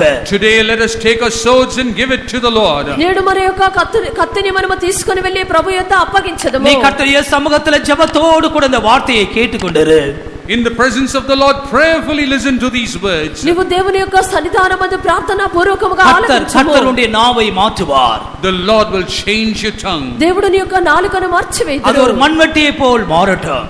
Let it become a plowshare. ఇతరులను సరిచేయనటువంటి పారగా అనేకులకు அது ఉదవిயாக మారட்டும். Let it become a help to many. అనేకులకు అది సహాయముగా మారవలెను. அடுத்ததாக அவன் என்ன செய்தான்? Next what he did, తరువాత ఏమి ఇచ్చెను? அங்கே தன்னுடைய வில்லை தாவீதுக்கு கொடுத்ததாக படிக்கிறோம். we read that he handed over his bow to David. తన యొక్క విల్లుని ఇచ్చినట్లుగా చూచున్నాము. இந்த வில் நம்முடைய மாம்சத்துக்கு ஏற்ற போர் ஆயுதமாக இருக்கிறது. This bow is a weapon of warfare, of carnal warfare. ఈ యొక్క విల్లు అని చెప్పినప్పుడు మన యొక్క శరీర సంబంధమైన ఆయుధమై ఉన్నది. 2 కొరింథీయர் 10 அதிகாரம் 4 வசனத்தில் In 2 Corinthians 10:4, 2 కొరింథీ 10వ అధ్యాయము 4వ వాక్యమందు அங்கே எங்களுடைய போர் ஆயுதங்கள் மாம்சத்துக்கு ஏற்றவைகளா இல்லை என்று சொல்கிறார். there he says that the weapons of our warfare are not carnal. ఇక్కడ మా యొక్క యుద్ధోపకరణములు శరీర సంబంధమైనవి కావని చెప్పెను. இந்த வில்லை ஒரு மாம்சத்துக்கு ஏற்ற போர் ஆயுதமாகவே நாம் படிக்கலாம். We can study this bow as a weapon of carnal warfare. ఈ యొక్క విల్లును మనం ఒక శరీర సంబంధమైన ఆయుధముగా చదవవచ్చును. உதாரணமாக நீங்கள் சவுலை எடுத்துக்கொள்ளுங்கள். For example, if you take Saul, ఉదాహరణకు మీరు సౌలును తీసుకొనుడి. அவனுடைய வாழ்க்கையிலே அவனுக்கு இந்த மாம்சத்துக்கு ஏற்ற போராயத்தினால் अनेक பிரச்சனைகள் வந்தது. because of the weapons of the carnal warfare, he resulted in many problems. అతని యొక్క జీవితమునందు శరీర సంబంధమైనటువంటి యొక్క ఆయుధమును బట్టి అనేకమైన పోరాటములు కలిగెను. 1 சாமுவேல் 18 அதிகாரம் 10 11 வசனங்களை படியுங்கள். 1 Samuel 18 chapter verse 10 and 11. మొదటి సమూయేలు 18వ అధ్యాయము 10 11 వాక్యములు. மறுநாளிலே தேவனால் விடப்பட்ட பொல்லாதாவி சவுலின் மேல் இறங்கிற்று. அவன் வீட்டிற்குள்ளே தீர்க்கதரிசனம் சொல்லிக் கொண்டிருந்தான். அப்பொழுது தாவீது தினந்தோறும் செய்கிறபடி தன் கையினால் சுரமண்டலத்தை வாசித்துக் கொண்டிருந்தான். சவுலின் கையிலே ஈட்டி இருந்தது. சவுலின் கையிலே ஈட்டி இருந்தது. There was a javelin in the hands of Saul. సౌలు యొక్క చేతిలో ఈట ఉండెను. நன்றாக வசனத்தை கவனியுங்கள். Second verse if you have to follow. நன்றாக கவனியுங்கள். వాక్యమును గమనించుడి. இங்கே அவன் வீட்டிலே ஈட்டியோடு தான் உட்கார்ந்திருக்கிறான். In the house he is seated with a javelin in hand. అతడు ఇంటిలో తన యొక్క చేతిలో ఈటను ఉంచుకొని ఉండెను. எனவேதான் தாவீதை சுவரோடு குத்தும்படியாக ஈட்டியை உபயோகிக்கிறான். He wants to use the javelin in order to slay David to the wall.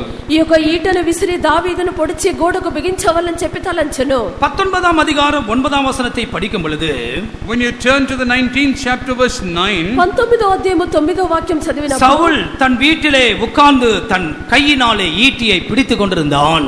Saul, as he sat in his house with his javelin in his hand. సౌలు ఈట చేత పట్టుకొని ఇంట కూర్చుండి ఉండెను. 20 அதிகாரத்துக்கு வரும் பொழுது, when you turn to the 20th verse, 20వ అధ్యాయముకు వచ్చినప్పుడు 24 வசனத்தில் அவர்கள் போஜனம் பண்ணும்படியாக உட்கார்ந்திருக்கிறார்கள். in 20th chapter 24th verse you see that they had sat down in order to eat meat. 24వ వాక్యమందు వారు భోజనం చేయట కూర్చుని ఉండిరి. அவன் சாப்பிட உட்கார்ந்தாலும் 33 வசனத்தில் அவனுடைய கையிலே ஈட்டி இருக்கிறார்.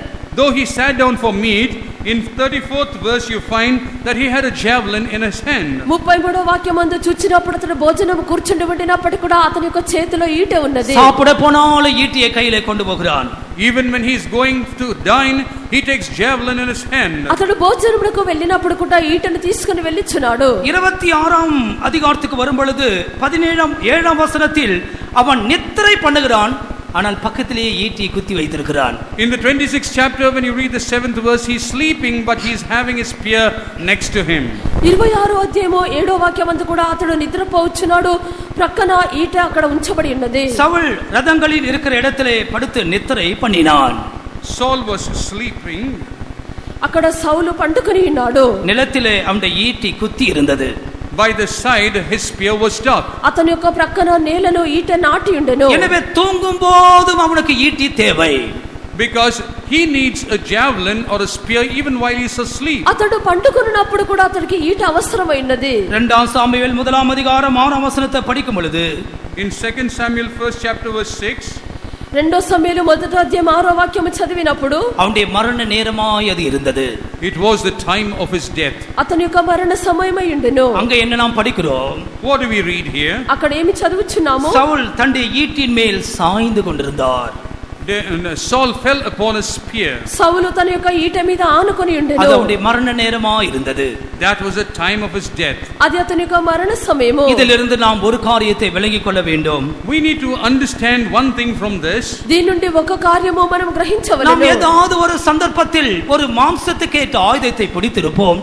In some occasion we could be holding on to a weapon of carnal warfare. ఏదైనా ఒక సందర్భమందు శరీర సంబంధమైన ఆయుధమును పట్టుకొని ఉండు. தேவ பிள்ளையே, உன்னுடைய கையில் இருக்கிறது எப்பேற்பட்டதான ஆயுதமாய் இருக்கிறது? Oh child of God, what sort of a weapon is it in your hand? దేవుని యొక్క బిడ్డ, నీ చేతిలో ఉండినటువంటి ఆయుధము ఎటువంటిది? ஒரு மாம்சத்துக்கு ஏற்ற ஆயுதத்தை நீ வைத்திருக்கிறாயா?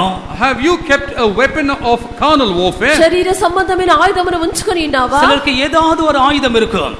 Some people will be having some weapon in their hand. కొందరికి ఏదైనా ఒక ఆయుధం ఉండును. ஒருவேளை அது அவருடைய கோபமா இருக்கலாம். It could be their anger. లేక వారి యొక్క కోపము కావచ్చును. மற்றவர்களை அடிப்பதாக இருக்கலாம். It could be beating others. ఇతరులను కొట్టుట ఉండవచ్చును. ஏதாவது ஒரு பொல்லாத சுபாவமாக இருக்கலாம். Some wicked nature. ఏదైనా ఒక చెడ్డ స్వభావమై ఉండును. இந்த சவுலை நினைத்துக் கொள்ளுங்கள். Remember the soul. ఈ యొక్క సౌలును తలంచుకొనుడి. தாவீதின் கையிலே அவனுக்கு சுரமண்டலம் இருந்தது. சவுலோ ஈட்டியை எப்போதும் பிடித்திருந்தான். In the hands of David was the harp, but in the hands of Saul was always the javelin. దావీదు యొక్క చేతిలోనైతే ఎల్లప్పుడూ సితారా కనిపించినది. సౌలు అయితే ఎల్లప్పుడూ తన యొక్క చేతిలో ఈటను ఉంచుకొని ఉన్నాడు. తన మరణ நேரத்தில் கூட அவன் அதை விட்டுவிடவில்லை. Even at the time of his death he did not leave it. తన యొక్క మరణ సమయమందు కూడా దాన్ని వదిలిపెట్టలేదు. இந்த காலையிலே எத்தனை பேர் மாம்சத்துக்கு ஏற்ற ஆயுதத்தை கையிலே வைத்திருக்கிறீர்கள்? How many of you this morning are having carnal weapons in your hand? ఈ యొక్క ఉదయ కాలంలో ఎంతమంది శరీర సంబంధమైన ఆయుధమును పట్టుకొని ఉన్నారు? தேவ பிள்ளையை இந்த ஆயுதத்தை வைத்திருப்பாயானால் கர்த்தர் உனக்காக யுத்தம் செய்ய மாட்டார். Oh child of God, if you keep this weapon in your hand, the Lord will not fight on your behalf. దేవుని యొక్క బిడ్డ, ఈ యొక్క ఆయుధమును ఉంచుకున్నట్లయితే దేవుడు నీ కొరకు యుద్ధం చేయరు. సంగీతకారன் சொல்லுகிறான், என் வில்லை நான் நம்பேன். The psalmist says, I will not trust my bow. దావీదు చెప్పుచున్నాడు, నా యొక్క విల్లును నేను నమ్ముకొనెను. என்னுடைய பட்டயம் என்னை ரட்சிப்பதில்லை. My sword will not save me. నా యొక్క కత్తి నన్ను రక్షింపదు. எனவே இந்த காலவேளையில் நம்முடைய வில்லை ஆண்டவருடைய சமூகத்திலே கொடுப்போமாக. Therefore this morning let us surrender our bow into the hands of the Lord. కావున ఇక ఉదయ కాలమున మన యొక్క వింటిని ప్రభువుకు అప్పగించదము. நம்முடைய மாம்சத்துக்கேற்ற போர் ஆயுதங்கள் நமக்கு வேண்டாம். We do not require weapons of carnal warfare. మన యొక్క శరీర సంబంధమైన యుద్ధోపకరణములు మనకు అవసరం நாம் లేదు. ஆவிக்குரிய யுத்தம் செய்கிறோம். We do a spiritual battle. మనం ఆత్మ సంబంధమైన యుద్ధం நமக்கு చేస్తున్నాము. தேவன் ஆவிக்குரிய போர் ஆயுதங்களை கொடுக்கிறார். God gives us spiritual weapons. దేవుడు మనకు ఆత్మ సంబంధమైన ఆయుధములు ఇచ్చుచున్నాడు. இந்த வாரம் நமக்கு நல்ல யுத்தம் இருக்கிறது பிரியமானவர்களே. This week beloved we have many wars. ప్రియులారా, ఈ యొక్క వారమంతా మనకు ఒక యుద్ధము ఉంది. எல்லாரும் ஆவியினுடைய வர்க்கங்களை சர்வாயுத வர்க்கங்களை தரித்துக் கொள்ளுங்கள். Let us wear on the weapons of our warfare. ప్రతి ఒక్కరు సర్వాయుధ ఆయుధమును ధరించుకొనుడి. நம்முடைய மாம்சத்துக்கு ஏற்ற சகல ஆயுதங்களையும் ஆண்டவருடைய பாதத்திலே வையுங்கள். All the weapons of carnal warfare let us surrender into the feet of the Lord. మన యొక్క శరీర సంబంధమైన ప్రతి ఆయుధమును ప్రభువుకు సమర్పించదము. இந்த முதலாவது சபையில நான் ஊழியம் செய்து கொண்டிருந்த நாட்களிலே, In the first church where I had ministered, మొట్టమొదటిగా నేను ఇక్కడ సేవ చేయనప్పుడు சில வாலிபர்கள் ரட்சிக்கப்பட்டார்கள். there were certain youths who came into salvation. కొంతమంది యవనస్తులు రక్షింపబడిరి. ஒரு ரட்சிக்கப்பட்டு கர்த்தருக்கோடு ஐக்கியப்படும் பொழுது தன் பட்டயத்தை கொண்டு வந்து கொடுத்தான். There was a person, when he got saved and started uniting with the Lord, he surrendered his sword. వారు రక్షింపబడి ప్రభుతో ఐక్యపడినప్పుడు వారి యొక్క ఆయుధములు తెచ్చి ఇచ్చిరి. அவன் பட்டயத்தை எப்போது வைத்திருப்பான். He will always keep that sword with him. నేను ఎల్లప్పుడూ కత్తిని ఉంచుకొనెదను. நம்முடைய மாம்சத்துக்கு ஏற்ற ஆயுதங்களால் நாம் அழிந்து போக வேண்டாம். Let us not be destroyed by our carnal weapons. శరీర సంబంధమైన ఆయుధములను బట్టి మనము నశించిపోకూడదు. கடைசியாக இவன் செய்தது என்ன?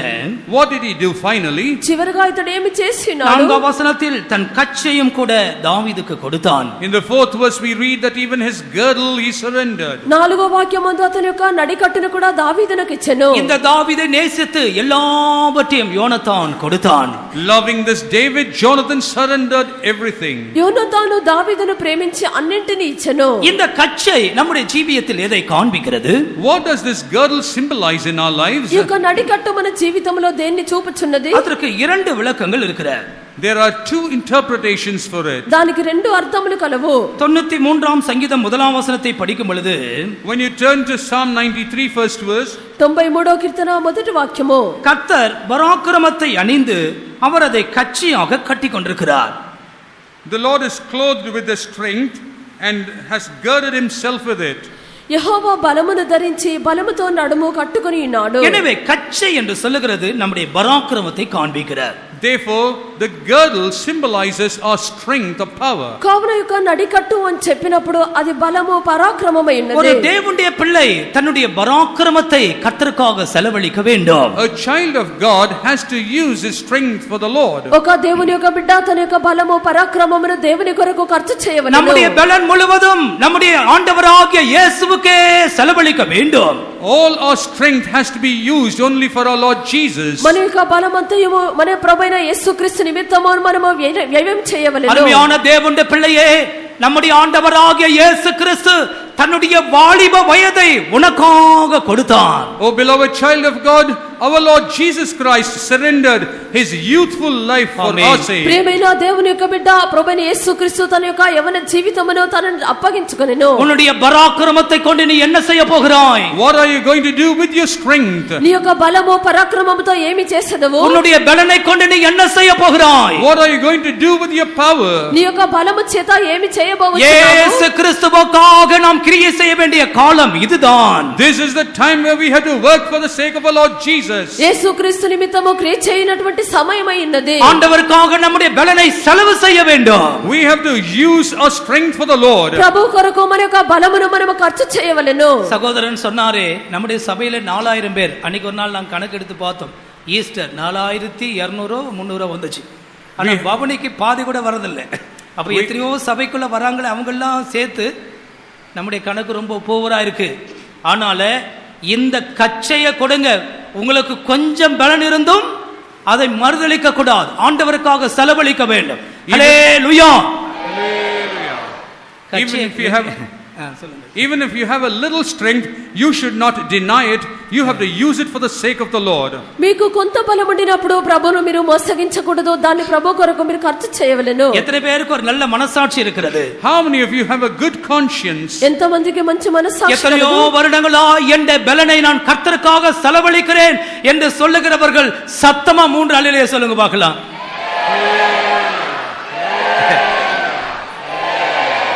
இன்னொரு முறை கூட சொல்லுங்க. அதாவது வெயிட் என்னுடைய பராக்கிரமத்தை நல்ல கண்ணை மூடுங்க, யோசித்து பாருங்கள். எத்தனையோ வருடங்களாய் என்னுடைய பலனை நான் என் இயேசுவுக்காக செலவழித்து வருகிறேன் என்று சொல்லுகிறவர்கள் கைகளை உயர்த்தி சத்தமாய் 3 அல்லேலூயா சொல்லுங்கள்.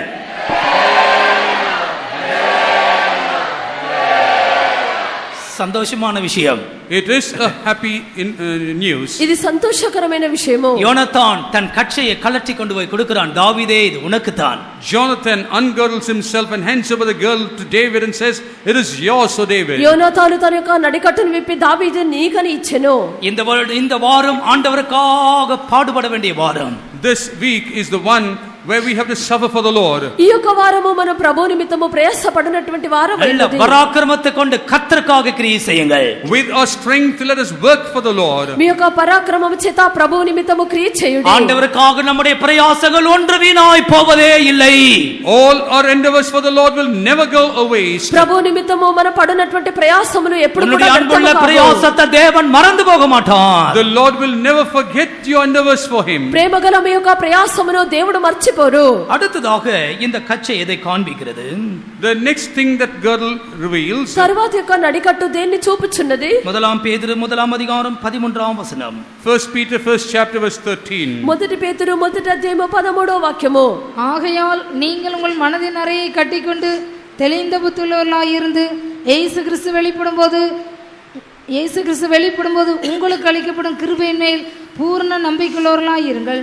Gird up the loins of your mind, be sober and hope to the end for the grace that is to be brought unto you at the revelation of Jesus Christ. இது மனதின் அறையை காண்பிக்கிறார். This reveals the girdle, the loins of your mind. ఇది మన యొక్క మనస్సును నడుమును చూపుచున్నది. இதனுடைய அர்த்தம் என்ன? What's the meaning of this? దీని యొక్క అర్థం ఏమిటి? நம்முடைய மனதை நாம் ஆண்டவருக்காய் கொடுக்க வேண்டும். We have to surrender our mind to the Lord. మన యొక్క మనస్సును ప్రభువుకు మనం అప్పగించవలెను. அதான் ஒரு தேவனுடைய பிள்ளை ஆண்டவரை நேசித்து கொடுக்கிற விசேஷமானது. That is the special thing which a child of God loves and surrenders to the Lord. ఇది ఒక దేవుని యొక్క బిడ్డ దేవుణ్ణి ప్రేమించి ఆయనకి ఇచ్చినటువంటిది. இந்த సత్యத்தை நாம் படிக்காததனால எத்தனையோ தோல்விகள் நமக்கு வந்தது. Because we have not read this truth, we met with many a defeat. ఈ యొక్క సత్యమును మనం నేర్చుకోలేదు గనుక అనేకమైన అపజయములు కలిగి ఉన్నవి. கர்த்தாவே நானாக எதுவும் சிந்திக்க வேண்டாம், நீர் என் மனதில் எதை வைத்திருக்கிறீரோ அதை நான் சிந்திக்கட்டும். Lord, let not think upon anything all by myself. Whatever you put in my mind, let me think that alone. ప్రభు, నా అంతట నేనే దేన్ని కూడా తలంచకూడదు. నా మనసులో మీరు దేన్ని ఉంచుచున్నారో దాన్నే నేను తలంచవలెను. ஆண்டவரை நேசித்து நேசித்து நம்முடைய மனதின் எண்ணங்களை கூட ஆண்டவருக்கு சமர்ப்பிப்போமாக. Let us keep on loving the Lord, and even the contents of the thoughts of our mind, let us give it to the Lord. మనము మన యొక్క దేవుణ్ణి ప్రేమించి ప్రేమించి మన యొక్క మనసునందున తలంపులు కూడా ఆయనకు సమర్పించదము. ஆண்டவர் பேதுருக்கு என்ன சொன்னார்? What does the Lord tell Peter? ప్రభు పేతురుతో ఏమి చెప్పెను? பேதுருவே, நீ இளம் வயதுள்ள நான் இருந்த பொழுது உனக்கு நீயே அறையை கட்டிக்கொண்டு உன்னுடைய விருப்பம் போல் நடந்து திரிந்தாய். Peter, when you were young, you girdled yourself and walked according to how you desired. పేతురు, నువ్వు యవనుడవై ఉండినప్పుడు నీ అంతట నీవే నడుము కట్టుకొని నీకు ఇష్టమైన చోటికి వెళ్ళుచుంటివి. நீ முதிர் வயது ஆகும் பொழுது உன்னுடைய கரத்தை நீ நீட்ட வேண்டும். When you are old, you have to stretch your arms. నీవు ముసలివాడవైనప్పుడు నీ చేతులు నీవు చాపవలెను. வேறொருவன் உன் அறையை கட்டி உனக்கு விருப்பமில்லாத இடத்திற்கு கொண்டு போவான். Another will girdle you and take you to places which you do not desire. వేరొకడు నీ నడుము కట్టి నీకు ఇష్టము కాని చోటికి నిన్ను మోసుకొని పోవును. கர்த்தாவே, உம்முடைய சித்தம் என்னுடைய வாழ்க்கையில் நடக்கட்டும் என்று சொல்லுங்கள். Let us say, Lord, let your will be fulfilled in my life. ప్రభువా, నీ యొక్క చిత్తము నా యొక్క జీవితమందు జరిగించుడని చెప్పుడి. நம்முடைய மனதும் நம்முடைய வாசமும் விரும்புவது போல நடக்க வேண்டாம். Let us not walk according to our mind and our flesh's desire. మన యొక్క మనసు శరీరము కోరినట్లుగా మనం నడవకూడదు. இதோ நம்முடைய மனதின் அறையை, அந்த கச்சையை கொண்டு போய் ஆண்டவருக்கு கொடுப்போமாக. Let the loins of our mind, that girdle, surrender to the Lord. మన యొక్క మనస్సును నడికట్టును మనం ప్రభువునకు సమర్పించదము. கண்களை மூடுங்கள். Close our eyes. కన్నులను మూయుడి. நாம் நம்முடைய இந்த காரியங்கள் எல்லாவற்றையும் ஆண்டவருக்கு கொடுக்கும் பொழுது, when we surrender all these things to the Lord, ఈ యొక్క కార్యములని ప్రభువునకు మనం సమర్పించినప్పుడు நாம் ஒரு ஆశీర్వదిக்கப்பட்டதான నిలవరத்துகளே మారుகிறோம். we come into a blessed state. మనం ఆశీర్వదింపబడిన స్థితికి వచ్చుచున్నాము. எல்லாவற்றையும் ஆண்டவரிடத்திலே கொடுத்து விடுங்க. Give everything into the hands of the Lord. మీరు సమస్తమును దేవుని యొద్ద సమర్పించుడి. நம்முடைய சால்வையை கொடுப்போம். Let us give the robe to him. మన యొక్క దుప్పటిని సమర్పించదము. நம்முடைய వస్త్రங்களை கொடுப்போம். Let's give our garments. మన యొక్క వస్త్రములను అప్పగించదము. நம்முடைய పట్టయத்தை கொடுப்போம். Let's give our sword. మన యొక్క కత్తిని ఇచ్చదము. நம்முடைய విல்லை கொடுப்போம். Let's give our bow. మన యొక్క ఇల్లును ఇచ్చివేయదము. நம்முடைய கச்சையும் கூட அவருக்கு கொடுப்போம். Even our girdle, let us surrender to మన యొక్క him. నడికట్టును కూడా ఇచ్చదము. இன்னைக்கு நாம் அந்த காரியத்தை செய்யும் பொழுது, Today when we do this thing, నేడు మనం ఈ యొక్క కార్యమును இந்த చేసినప్పుడు இடத்தை விட்டு நாம் போகும் பொழுது ஒரு பெரிய சந்தோஷம் நம்மை ஆட்கொள்ளும். while we leave this place, a great joy will fill us. ఈ యొక్క స్థలమును మనం వదిలి వెళ్ళినప్పుడు గొప్ప సంతోషమును எத்தனை பேர் இவைகளை கொடுக்க விரும்புகிறீர்கள்? ஹalleluya. How many of you desire to give this? ఎంతమంది ఇది ఇవ్వగోరుచున్నారు? இது எல்லாவற்றையும் சொல்லி சொல்லி ஆண்டவருடைய கரத்துல கொடுப்போமாக. Let us say each of these things and surrender to the Lord. వీటన్నిటిని మనము చెప్పి దేవుని చేతిలో நம்முடைய సమర్పించదము. இயேசு நம்முடைய மத்தியிலே உலாவிக் கொண்டிருக்கிறார். Our Jesus is moving in the midst of మన us. యొక్క యేసు మన మధ్యలో సంచరించున్నాడు. நம்மை అంగీకరింக்க முடியாய் உலாவிக் கொண்டிருக்கிறார். In order to sanctify us, He's moving in the midst of మన us. అంగీకరించుటకు ఆయన సంచరించున్నాడు. இதோ நம்முடைய இயேசு நம்முடைய மத்தியில் இருக்கிறார். ஹalleluya. Behold, our Jesus is in the midst of ఇదిగో us. మన యేసు మన మధ్యలో ఉన్నారు. அவர் அன்புள்ளவராய் நம்முடைய மத்தியிலே உலாவுகிறார். He is moving in the midst of us as a loving God. ఆయన ప్రేమగల దేవుడుగా మన మధ్యలో அவரை ఉన్నారు. நேசிப்போமாக.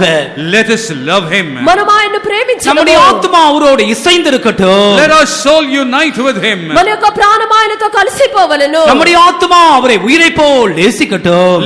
Let our soul love Him as our own soul. మన యొక్క హృదయము ప్రాణం వలె ఆయన ప్రేమించవలెను. கர்த்தர் தாமே நமக்கு உதவி செய்வாராக. The Lord will enable us. ప్రభువు మనకు సహాయం చేయుదురుగాక. ஹalleluya. ஹalleluya. போடுங்கள். ஆவியாத்மா சரீரமற்று ஆனபலியா நடக்கிறேனாக. இந்த ஆவியாத்மா சரீரமற்று வானபலியா படைக்கிறேன் நான் தான். இன்னும் சித்தம் செய்திடையாடும் சிலுவையில் மறைந்தும் ஜீவிப்பேன் தேவா. இன்னும் சித்தம் செய்திடையாடும் சிலுவையில் மறைந்தும் ஜீவிப்பேன் தேவா. இந்த ஆவியாத்மா சரீரமற்று ஹalleluya. ஆனபலியா படைக்கிறேனாக.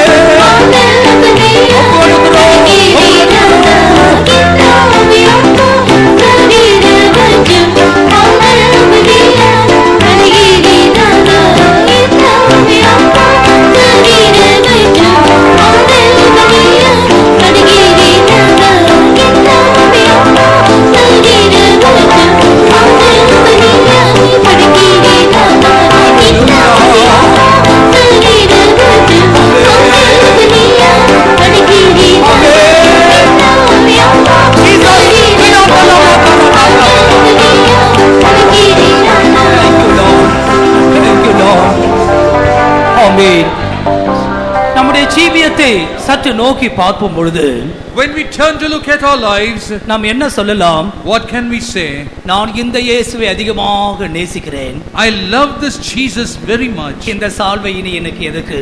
Why should I require this robe? இந்த பட்டயம் எதற்கு? Why this sword? இந்த வில் எதற்கு? Why this bow? இந்த வஸ்திரம் எனக்கு எதற்கு? Why this garment? இந்த கச்சியம் எனக்கு எதற்கு? Why this girdle for me? எல்லாவற்றை காட்டிலும் நான் என் இயேசுவை நேசிக்கிறேன். Above all this I love my Jesus. தேவ பிள்ளை நீ அப்படியே சொல். Child of God, say this. உன்னுடைய வாயினால் அறிக்கை செய். Confess with your mouth. எல்லாரும் வாயை திறந்து சொல்லுங்கள். Open your mouth and tell. நான் என் இயேசுவை நேசிக்கிறேன். I love my Jesus. எனவே இந்த சால்வை எனக்கு எதற்கு? Why do I require this robe? இந்த பட்டயம் என்னை ரட்சிக்காது. This sword cannot save me. இந்த வில்லை நான் நம்பேன். I will not trust this bow. இந்த கச்சியம் எனக்கு வேண்டாம். I don't want this girdle. நான் எல்லாவற்றையும் ஆண்டவருக்காக கொடுக்கிறேன். I am surrendering everything to the Lord. எத்தனை பேர் அதை ஒப்பு கொடுக்கிறீர்கள்? How many surrender? அவர்களுக்கு தேவன் ஒரு புதிய அபிஷேகத்தை கொடுக்கிறார். The Lord is giving a new anointing. தேவன் ஒரு வல்லமையை கொடுக்கிறார். He is giving you his power. Hallelujah, hallelujah. இயேசுவை நேசிக்கிறேன், மென்மேலும் நேசிக்கிறேன். ஆகாரையில் நான் இன்று அவரை வாழ்த்துவேன். ஆமென்.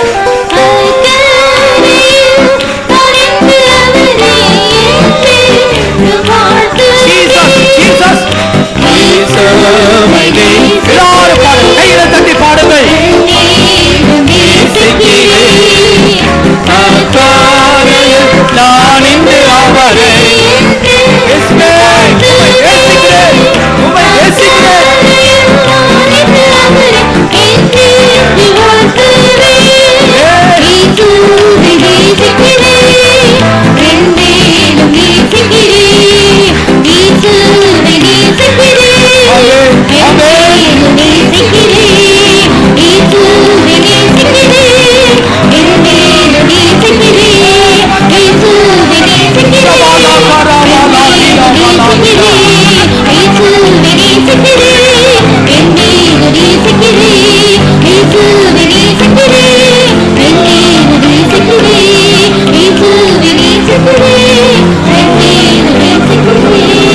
Hallelujah, hallelujah, hallelujah. ஆமென். நாம் எதையெல்லாம் உணர்ந்தவர்களாய் ஆண்டவருடைய கரத்துல கொடுத்தோமோ அவர் வாங்கி கொண்டார். Whatever we have surrendered into the hands of the Lord, He has received it. தேவ பிள்ளையே, இனி ஒரு தெய்வீகமான மனுஷனாயிரு. O child of God, hereafter be a divine spiritual person. ஆண்டவரை நேசிக்கிறதிலே வளர்ந்து முன்னேறி செல். Grow in the fact of loving the Lord. கர்த்தர் நமக்கு உதவி செய்ய முடியாய் நம்ம எல்லாரும் ஸ்தோத்திரிப்போமாக. Praise the Lord, praise the Lord, praise the Lord, praise the Lord. இந்த காலையில் வெளிப்பட்ட தேவ சமூகத்துக்காய் ஸ்தோத்திரிப்போம். ஸ்தோத்திரம், ஸ்தோத்திரம், ஸ்தோத்திரம். அவருடைய நாமம் உயர்த்தப்பட்டதுக்காய் ஸ்தோத்திரிப்போம். இந்த கூட்டத்திற்கு புதிதாக யாராவது வந்திருக்கிறீங்களா? இதான் பெந்தைக்கோஸ்து சபைக்கு நான் புதுசா வந்திருக்கிறேன் என்று யாராவது இருந்தா கை தூக்குங்க. Is there anybody who says that I have come here for the first time for a Pentecostal church? Please put your hand up. அதாவது சில மற்ற சபையிலிருந்து கூட வந்திருக்கலாம், அவங்களுக்கு கூட கைகளை உயர்த்தலாம். Even if you come from other church, please put your hand up. இன்றைக்கு புதிதாய் வந்திருக்கிறார்களே, இவர்களை கர்த்தர் தொட்டு ஆசீர்வதிக்க முடியாய் ஸ்தோத்திரிப்போம். Praise the Lord, praise the Lord, praise the Lord, praise the Lord. ஆமென். செபிப்போம். அன்பான பிதாவே, ஆசீர்வதிக்கப்பட்டதான இந்த கால வேளைக்காக நாங்களுமே நன்றி செலுத்துகிறோம். கர்த்தாவே, உங்களுடைய ஆராதனை நீர் தாமே பொறுப்பேற்று நடத்தினபடினால ஸ்தோத்திரம். உங்களுடைய ஆராதனை ஒவ்வொரு பகுதியிலும் நீர் ஆவிக்கனாக மாற்றினபடினாலுமே துதிக்கிறோம். கர்த்தாவே, நீர் எங்களுக்கு தந்த எல்லா ஆசீர்வாதங்களுக்காக நாங்களுமே நன்றியோடு துதிக்கிறோம். கர்த்தருடைய ஆவியானவர் அளவில்லாமல் உங்களுடைய மத்தியிலே அசைவாடி கிரிச்சது கொண்டிருந்தபடினாலுமே துதிக்கிறோம். கர்த்தாவே, நீர் எங்களோடு இடைப்பட்டபடினால ஸ்தோத்திரம். நீர் எங்களோடு பேசினதான எல்லா நல்ல ஆலோசனைகளுக்காக, நல்ல வார்த்தைகளுக்காக நாங்களுமே துதிக்கிறோம். ஆண்டவரே, யோனத்தானும் தாவீதும் கர்த்தாவே சிநேகிதராக இருந்தார்கள். கர்த்தாவே, அவர்கள் இசைந்த ஆத்மாக்களாக காணப்பட்டார்கள். யோனத்தான் தன் உயிரை போல தாவீதை நேசித்தான். ஆண்டவரே, தாவீது கத்தா உமக்கு ஒப்பாக இருக்கிறது. கத்தாவே யோனத்தான் எங்களுக்கு கத்தா ஒருக்கும் கத்தாவே சமா இருக்கிறதாக்கினால நாங்கள் எங்களுடைய உயிரை போல நேசிக்க கத்திரங்களுக்கு கிருபை தருவேணுமா ஜெபிக்கிறோம். நாங்கள் எப்போதும் உம்மோடு சேர்ந்து இருக்க முடியாத கிருபை கத்திரங்களுக்கு தாருமாண்டூரே ஸ்தோத்திரம்.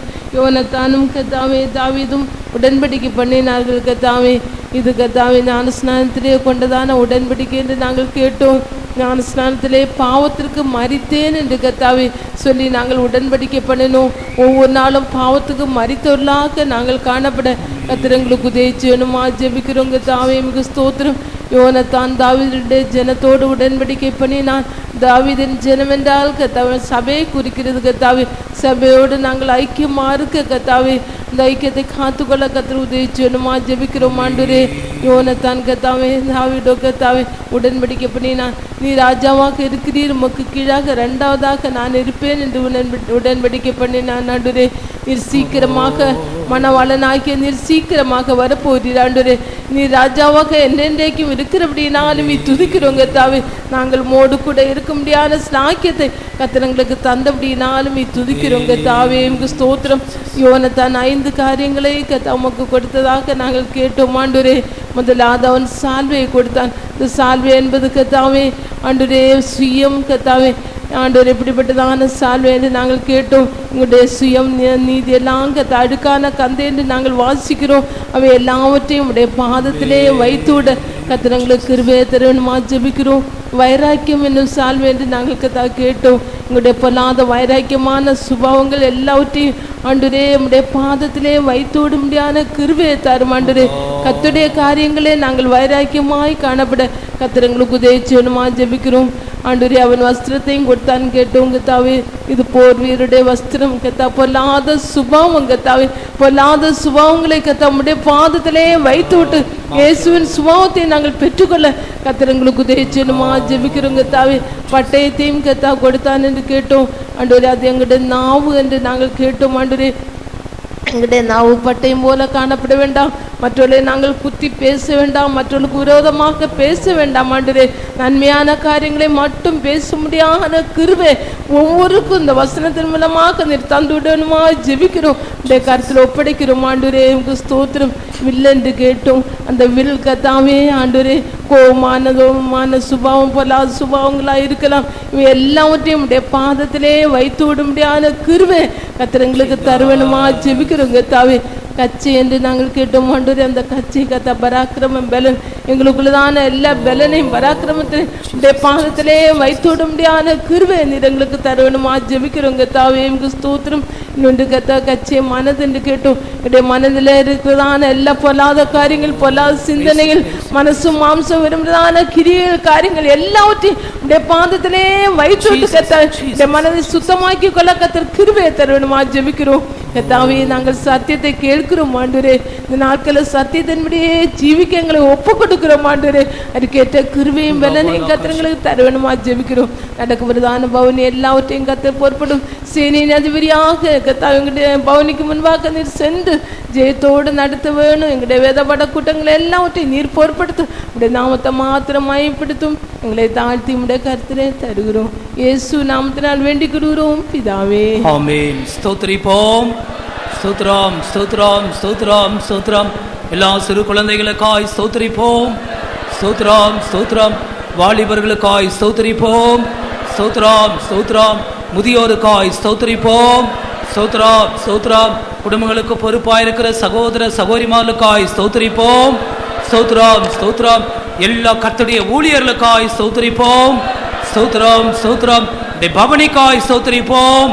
ஸ்தோத்திரம் ஸ்தோத்திரம். விசேஷித்த கூட்டங்களுக்காய் ஸ்தோத்திரிப்போம். எல்லா துதி கன மகிமை கர்த்தர் கொடுத்தே ஸ்தோத்திரிப்போம். ஸ்தோத்திரம். கர்த்தராகிய இயேசு கிறிஸ்துவின் கிருபையும் பிதாவாகிய தேவனுடைய அன்பும் பரிசுத்தாவுடைய ஐக்கியமும் நம்மோடும் சகல பரிசுத்தவான்களோடு அப்படி வருகை மட்டும் இருப்பதாக. ஆமென். ஹல்லேலூயா ஹல்லேலூயா ஹல்லேலூயா. எல்லாருக்கும் ஸ்தோத்திரம். கர்த்தர் உங்களை ஆசீர்வதிப்பாராக.